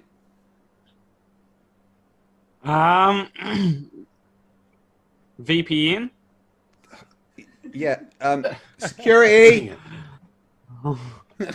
No, I'm here to. You don't have anyone else here right now, so you're forced to have me here. Is it true that you're only 13? Funny. I can neither confirm nor deny that. I'm the one that's 13. Come on. Okay, you don't get to choose. You've only got left. I want 5. Tough, you get 2 and you'll like it. Not only is it 22 kilometers high and it's taking a photograph of something in close, in focus, and 22 kilometers away in focus. I'd love to know what camera that is. But Israel, along with China, and I've addressed this a month or so ago, are debunking. Yeah, that is Level Earth Observer pointing out that India sent their Braysheet lander to the moon. It unfortunately didn't land, it crashed. But he's talking about the pictures that it was sent. But what does he say next? Understand that this is Level Earth Observer and one of the possible dumb fucks of the year for 2021, so it's going to be incredibly stupid. Team Red, over to you. One sec. Seek Truth, Speak Truth. Are you still there? I think we've lost one of our guests. Oh no, he's back. There we go. There we go. That's better. Okay, yeah. Team Red, what do you think is going to be said next? Oh god, Level Earth Observer. This guy is a special kind of dumb. This isn't like your normal dumb. This is advanced dumb. Mm-hmm. Man, it's hard to say. I'm going to say that I think he's going to complain that the pictures aren't at the resolution that he would like them to be. It's hard to tell. There's so many different ways he could take this. MC Toon, what do you think the Level Earth Observer is going to spout next? Bear in mind, it's going to be dumber than your first thought. Yeah, I'm pretty sure he's actually gonna do a diatribe on why they changed the flavoring of the red crayons. Nice. I heard that Flat Earther's favorite was purple. Is that not true? I don't know. I mean, you get the buffet 96 crayon set. You have to eat them all. Purple tastes like grape. That's one of my favorites. I've heard about you putting them up your nose, Brainy. Planet Walk, what do you think Level Earth Observer spouts next? Maybe he's going to ask, why don't we have a picture of the flag from the Apollo mission on the moon? Like, why can't we see the flag on the moon? Like, from that particular picture? Yeah. Well, like Red said, there is an infinite amount of ways that Level Earth Observer could screw this up. But Reds, as team captain, you get to decide what is the final answer. See, that's the thing. He is one of the. I don't want to make a blank statement here, but he is one of the dumbest people on the internet. So it's hard to tell. I'm gonna go with what Planar Walk said. Planar Walk, you make the choice. You do you, man. Okay.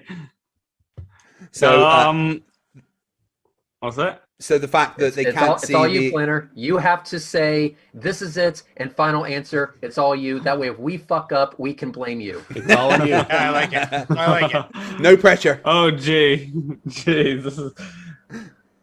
Well, there's no pressure on the moon, so yeah, I'll just go with what I said. Okay, the fact that you think it's because we cannot see any of the Apollo 11 landing stuff from that photo. Well, here is what Level Earth Dumbass actually said next. Along with China, and I've addressed this a month or so ago, are debunking the heliocentric model by claiming the moon is CGI. Because this is blatant CGI. So Israel are pushing the CGI moon theory along with China. Yeah, that's right. Level Earth Observer tells everybody that Israel and China are pushing the CGI moon theory. I mean, of course. Didn't I tell you it was dumber than you were thinking? I told you this. It is dumber than the red crayon taste. Just people are saying that's Israel, not India. Israel, yeah. Sorry, I did say India. I meant Israel. It's Israel. The flag, the Braysheet. The flag's a giveaway, by the way, people. I mean, Craig, just Craig. They didn't use that star in India? So at the end of the first round, Team Red has won and Team Vanilla has won. Woo! Still have a chance of winning your first one, Brainy. Maybe just if you deposit some money into my PayPal, you know, things could happen. Just saying. I told you, you live near Amsterdam, right? I've got, listen, Club Vondersex. Well, closer to Amsterdam than you, I guess. I've got coupons. Right, round two that's is... what I mean. Relatively, it's not like I think Europe is like a fucking closet corner. Like, yeah. Round two is Captain v Captain, where Red's Rhetoric and Brainy Beaver have to remove their brain and deactivate smarts.exe and pretend to be a Flerf. Thank you, boys. How are you doing today? I'm going to have to replace that because for some reason Brainy and Seek Truth Speak Truth have swapped positions on every listen, the single hair one. is similar enough that you might be able to... Like it's there I we just go. smell slightly less of vanilla than yeah. I've got the Rebel Star Wars Rebel symbol, as Jessica would say, on my head. She was dead serious. Nice. She's right. There we go. That's better. Right. So here is the deal, guys. I will say 5 things, and you have to respond to me as though you are a Flerf. Reds, how's life in the basement? Do you remember that I asked you nicely to clean up the dead bodies? I just want you to know, Pepperidge Farm remembers. Just so you know, there's a new delivery of bodies arriving in about 2.5 hours' time. So make some space if you can. This is a farce. We know that Reds is just an AI. Well, people. Toon. I mean, boop, boop, why, motherfucker? I'm sorry. Has anyone ever seen Reds in person? All right, physically? we need to. No, can we can't edit show you that his out? face. Yeah, we're going to have to. We edit that out. Okay. The main reason we can't show Red's face is because he doesn't exist. He is just a NASA-generated voice. But the other reason is because we lie and say he's just too ugly. Damn, I'm going to get in so much trouble. Brainy, your team hasn't won yet. It's time to up your game. What's going on? Listen, I think it's rigged now. So. Okay, you've each used one of your 5 tributes for this season. You've only got 4 left. Do you want to use another one, or are you taking this one on yourself? How long's our season? I don't think I've gotten this information, so I can predict. 20 episodes, and this is episode 4, and you've got 4 left. Oh. Let me think here. Orbitane? How do I pronounce that? Orbitane dash cancel. I think I remember. Let him go. You've got another. Are you sure you've got another 16 episodes? Another 16 episodes to go. All right. I don't know. Captain, all right, screw it. I'll do it. I'm ready. Let's do this. I took a jelly bean. It made me feel dumb. Reds, are you going to take the burden? Yeah, I'll take the burden. Fuck it. All right, cool. Right, so no tributes used for this week. That's 4 left for the other 16 episodes for this season. Right, so here we go. Like I said, I'm going to read things, and you just have to respond to me as though you're a flat earther. I'm going to arbitrarily decide who did it best and give them some points. We're going to start with Reds. So Reds, a company called Orbital Assembly plan to put a space hotel in space that you can go to and open in 2027. What do you say to that? Okay, so here we go. I have to answer like I'm a flat earther. All right, here we go. They're gonna only give it to the NASA shills, man. You think that you're gonna be able to go to that fucking space hotel? No, you're gonna have to pledge yourself to the Freemasonry and the Illuminati. Otherwise, you ain't going to that space hotel, man. That's so they can hide the fact that it's all CGI. You spent too much time around flat earthers. But Brainy, what about you? Orbital Assembly, Space Hotel 2027. There's no listen. You can't get past the thermosphere. It's like 9,000 degrees or some bullshit like that. And because you can't get past it, there's actually no physical way for them to get this supposed space hotel up there that you globetards believe in. So what they're actually going to do is NASA buys like 80 or 90% of the world's helium, and what they're actually going to be doing is taking cargo containers, and they're going to modify the insides, and they're going to float them up on hot air balloons or on helium balloons, and then you globe idiots go for some magic ride. They close off the windows, and then you believe you're in space. It's all a big illusion, It's that was incredible. That was far too much like a Flerf, chucking in bits of facts and stuff. So I have to award the first point to Brainy. Well done. Okay, Brainy. Next thing I'm going to tell you is that the atmospheric gradient we have is caused by gravity. What do you say? Oh God, on the spot now. I mean, there's no evidence of gravity. I mean, you've got this fictitious force that even the scientists say is not actually a force, or that you could see it as a force. I mean, they can't make up their mind. The bottom line is you've got electrostatics, and then you've got buoyancy and density, and sometimes gas go down and go boom boom, stuff like that happens. Gas does go down, go boom boom. Reds, what about you? The atmospheric gradient's caused by gravity. Gravity's not real, man. You expect me to believe in a force that some guy in a barn with 2 balls decided to figure out? Yeah, he Big really balls. likes them balls, let me tell you. All these balls that you guys are always talking about. The Earth is a ball, and he used balls to find this gravity that pulls down your balls. Balls, man. That's what I say to that. All I can remember there is that someone said balls, so I guess the person that said balls a lot gets the point. Well done, Reds. Right, Reds. So I was reading an article recently, and scientists have said that a Star Trek-style warp drive is actually possible. Star Trek. Wait a minute. You cut out there for a sec. Repeat that one more time. Scientists, I was reading an article, right? And in this article, it said that scientists have said that a Star Trek-style warp drive is actually possible. Well, of course they're gonna say it's possible, man. That's how they back up the fake CGI shit that they used in the movies and the shows. They have to make you literally believe that the CGI is real, man. That's how they get you. Brainy, scientists said that a Star Trek-style warp drive is possible. Yeah, of course they said that. They have to keep listen here, Craig. Craig, come on. It's truth in media, okay, Craig? The bottom line is that they have to show you globetards these kinds of things, or else you can't. You just, because that way your tiny little minds, you need to imagine these things. I mean, the reality is we live in a snow globe. God loves us all, and he wants every one of us to be his tiny little plaything. I mean, come on, it's so simple. Brainy, you're getting too good at this. I'm gonna have to give another point to Brainy there. Oh, well done. No. Brainy, last one. It's possible to measure the distance to the ISS without going to NASA. Oh, Red's rhetoric. He's such a that trigger. Listen, this guy's a goddamn plumber, and you think he can actually measure the distance just because he comes in there and tells you, oh, me and astronomy live. We listen, you guys. That numbers don't represent reality, okay, Craig? This is the bottom line. Reds, what about you? I've heard that it's possible to measure the distance to the ISS without going to NASA.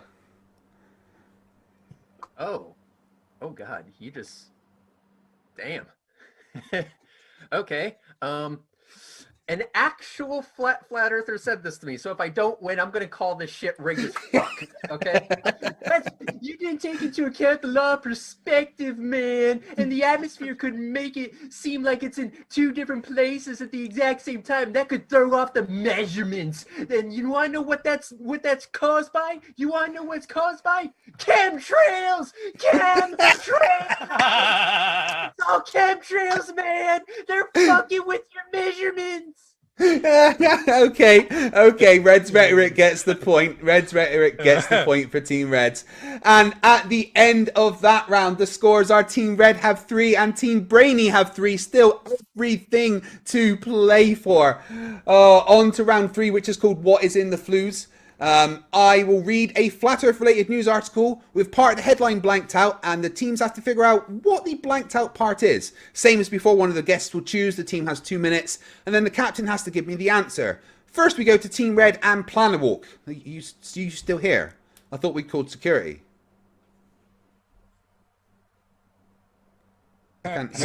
Security muted my mic, so yeah, security really needs to stop doing stuff. you are basically, I mean, some people might understand this, some people might not, but you are this show's Alan Davis. Like I said. So I gotta look up who? Alan Davis? I gotta look up who this is now. I think Seek Truth understands. Yeah, I do.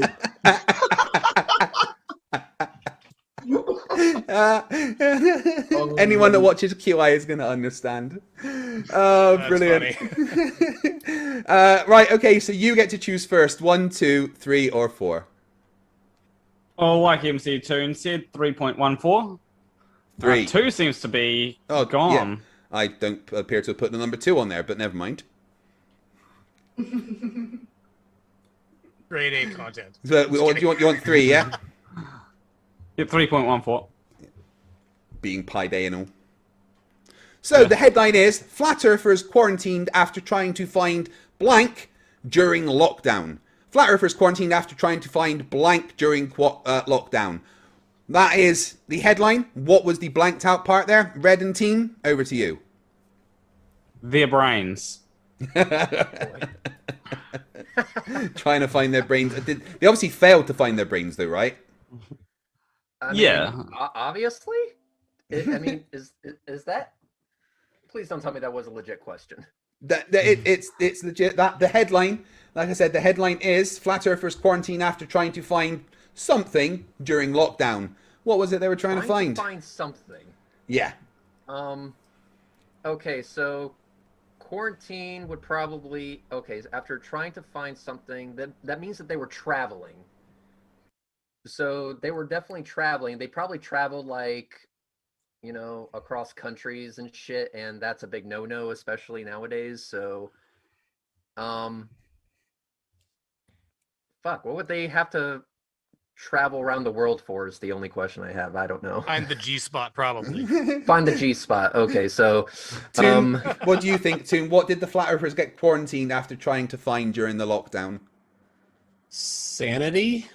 They definitely failed with that. Yeah. The ice wall? Yeah, I'm gonna go with the ice wall. Planawalk, because I what do you literally think? have nothing better. Planawalk, what do you think that the Flat Earthers got quarantined after trying to find? Yeah, I honestly have no idea what it could be. I'm thinking the ice wall, but I'm not too sure about that. Okay, we're going to go with the ice wall then as the final answer? I'm going to go with ice wall. Final answer. Okay, and this is what the headline actually said. Flat Earthers quarantined after trying to find the end of the world during lockdown. That's right, this comes from a story on metro.co.uk which talks about some Flat Earthers a couple in Italy, Flat Earthers, after they were quarantined after they sailed trying to find the end of the world when they actually just ended up in an island a few miles off the coast of Italy. Yeah, complete fail. Gosh. Absolutely brilliant. I guess they're trying to navigate using some kind of flat Earth map. I'm not going to give you the point there just because. Oh, come on. We were ripped off. End of the world. There's still a chance to win, but I just want you to know this is all your fault and you're dead to me. Oh my gosh. People in the chat, we need to rebel right now. You tell Craig. You tell him. We got to give Brainy a chance to win one, Just saying. He's a perpetual loser. To be fair, though, is this why I haven't been on your show lately? I'm just kidding. Okay, over to Team Vanilla. And I just want to say, speak truth. Yes, Planawalk. Yes, I just want to say that traveling during lockdown, they may end up finding the end of the world as we know it, at least. So that's maybe onto something. Not the kind of end of the world that we're looking for, though, right? Yeah, for those that missed it, that's an REM joke. Reference of the band. Yeah. You didn't know this, but cycle? Planar Walk is actually a boomer. Yeah, just look at it. Right, okay, so over to Team Vanilla and Seek Truth, Speak Truth. So, what if you're not really an ex-Flat Earther and you've just been planted with us? Shh. What are you saying? Am I onto something? Are you one of Nathan Oakley's spies? Is that what it is? Eh? I'm still a flat earther, guys. I've infiltrated, and I'm here to say right now, I'm joking. No, we have to blow. I just want to say that we're on the Globe side very happy to have you with us. You are a perfect example of what just realizing that you can be wrong does for you. And you know, I'm happy to have you on the show more often as well, because you're an absolutely amazing person to be around, and you know, glad to have you here. So you get to choose. What have we got left? 1, missing 2, or 4? I'll go for orange. Okay, orange 2. Oh, there's the 2. So the headline is: blank is raising funds to check if the Earth is flat. Blank raising funds to check if Earth is flat. So, Team Vanilla, who or what is raising funds to check if the Earth is flat? 2 minutes. Over to you. Don't you think Donald Trump could have just checked while he was president? Raising funds to, flat Earth. I would just say it's a flat Earth society of some sort. NASA? Flat Earth. NASA raising funds to find out if the Earth is flat. They don't get paid enough from the government, eh? You know what, Mike? Maybe that's Mad Mike raising funds to check if the Earth is flat. Actually, yeah, Rocket Man. Rocket Man raising funds to check if the Earth is flat. Rocket Man raising funds to see if the Earth is flat. Right, okay. Is that your final answer? Dead. Well, he's dead now. I don't know how old this article's from. Oh. All right, last chance, Brainy, as you're the team captain. Did it have a date on the article? It didn't have a date or anything. I missed. You're not allowed to know these things. Well, that's what I mean. So then, yeah. So what's your final answer then? Who or what is raising funds to see if the Earth is flat? I think it was Mad Mike. Mad Mike. Okay, that's your final answer. Well, here's what the headline actually said.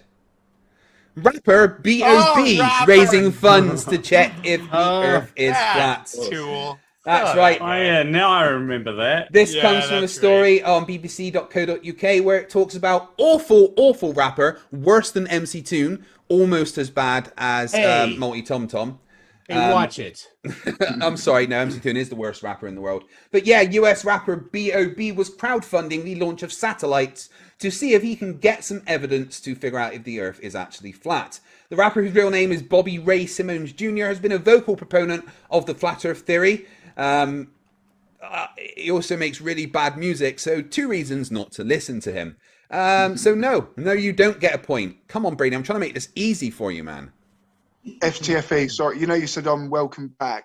Could I go on Red's team next time? I'm telling you guys, it's fucking rigged. I'm telling you right now. There's hand jobs that have been occurring on the other side. There's nothing I can do about a hand job. Oh, I mean, a backhand deal. Sorry, that's what I meant. STSD, didn't you know what happened like in the first episode? No. I mean, what went on? I was on Brainy's team, but it turned out that I was a double agent. Yeah. You deliberately, mate. Well, it turns out I am too. I'm actually also on Red Flat team, Earth double agent. Okay, right. So now we go back over to Team Red, and I've deleted my script, so I've lost my place. Back over to Team Red and MC Toon with your tab there. How many tabs have you got open? I've got a lot of high IQ tabs open today. Right, yeah, because that's exactly what he meant, right? Red Pill Philosophy. Whatever happened to him? Oh, he deleted himself. Yeah, he went to a video streaming site that does not have any viewers. Well, they all of them want to. They're all going to go to these other sites where nobody goes to, and they're going to get all the same views. Yep. Maybe people watch him. I think that what happened is his mustache eventually stabbed him in the face or something like that. Toon, you like I said before, you've been debating a lot of flat earthers. So what is the dumbest, most facepalm worthy single thing a flat earther has ever said to you? Oh my gosh, there's so many. How do you... I can't rate the dumbest. It's just they make up stuff and then they say it's true just because they say it's true, and then when you send them something, they're like, nuh-uh. It's the ultimate in stupidity. Right, they're not. They think they're woke, but they're not woke. They're just the village idiot with easy access to a global network of village idiots. Ah, that makes sense. Okay, then. Right, so you have left to choose 1 or 4. 3.14. 1 or 4. Yes, 3.14. It's Pi Day. Come on, that's You all get I'm one. doing. Round up, bitch. So the headline is Denton Flat Earth Guy issued criminal trespass after writing blank outside store. So what did a Flat Earth Guy from Denton write outside a store that got him arrested? Team Red, 2 minutes. You know the deal. Dang.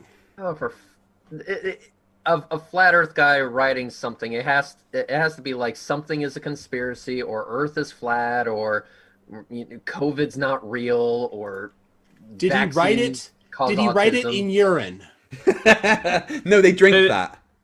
He drank that. Was he able to spell his name correctly? Probably not. No. What did he write?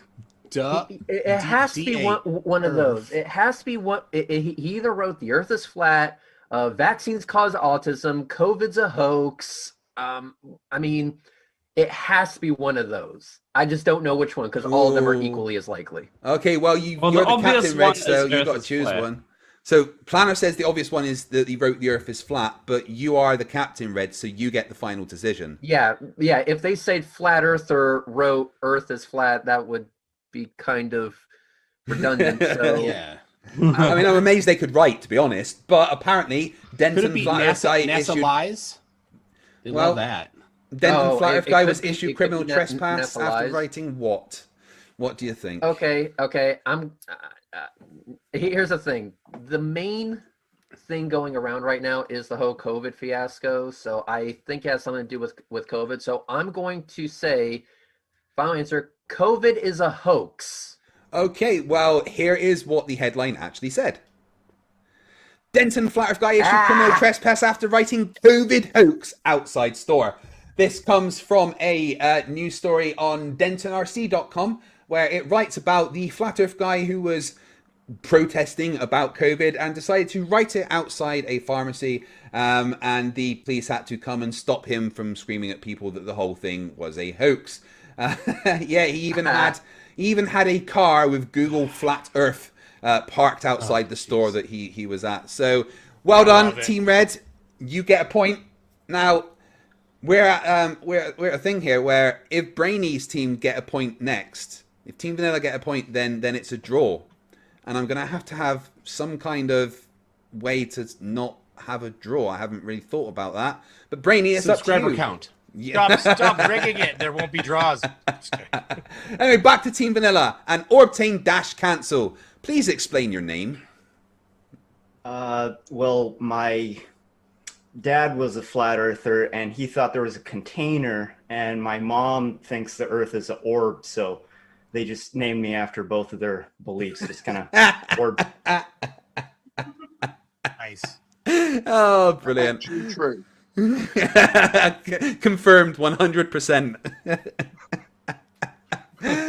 Okay, Orbtain, you don't get to choose. The last one is number 4.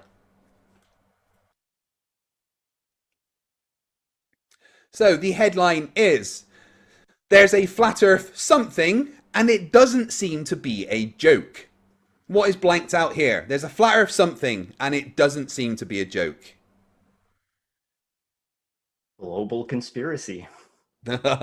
Well, Team Vanilla, you have 2 minutes. Do your worst.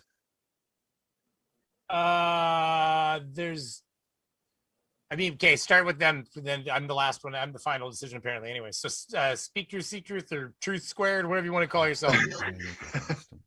I've done it again because Orbtain chose the square. I was thinking that was his question, and I started answering people in the chat. I'm so sorry. Well, this isn't where you're supposed to pretend to be a flat earther.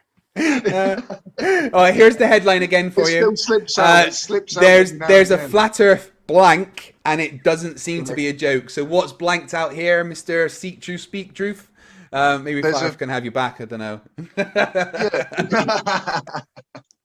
I'll get better, I promise. I'm a slow learner, you know, hence why I was a flat earther. Can you put that up again though, please, so I can just really study it? Yeah. I need to. Here we go. Right. So the headline is there's a flat Earth something, and it doesn't seem to be a joke. What's blanked out here? Conference. There's a flat Earth conference. Well, that is, they do have those, which is usually the largest collection of dumb ever found in a single place. But the rest of Team Vanilla, what do you think? Orbtane? I mean, it's. Go ahead.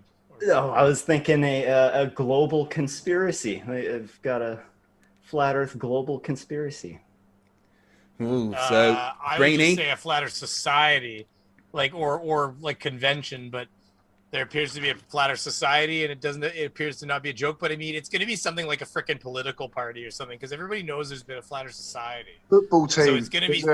There's a football team, a Spanish football Oh, team. you're right. There is Flat Earth FC. Yes, there's a Flat Earth. That's what it is. There's a Flat Earth football team, as in soccer for us Westerners, us North Americaners. But yeah, there's a Flat Earth FC. I've seen them. I was playing some of their shit, and everybody's like, I don't speak Spanish. Yeah. Well, you've got to remember that this is your last chance to possibly get a win here. Well, now, I do realize that I've screwed up, because in the Captain v Captain section, I only read out 4 of the 5 questions.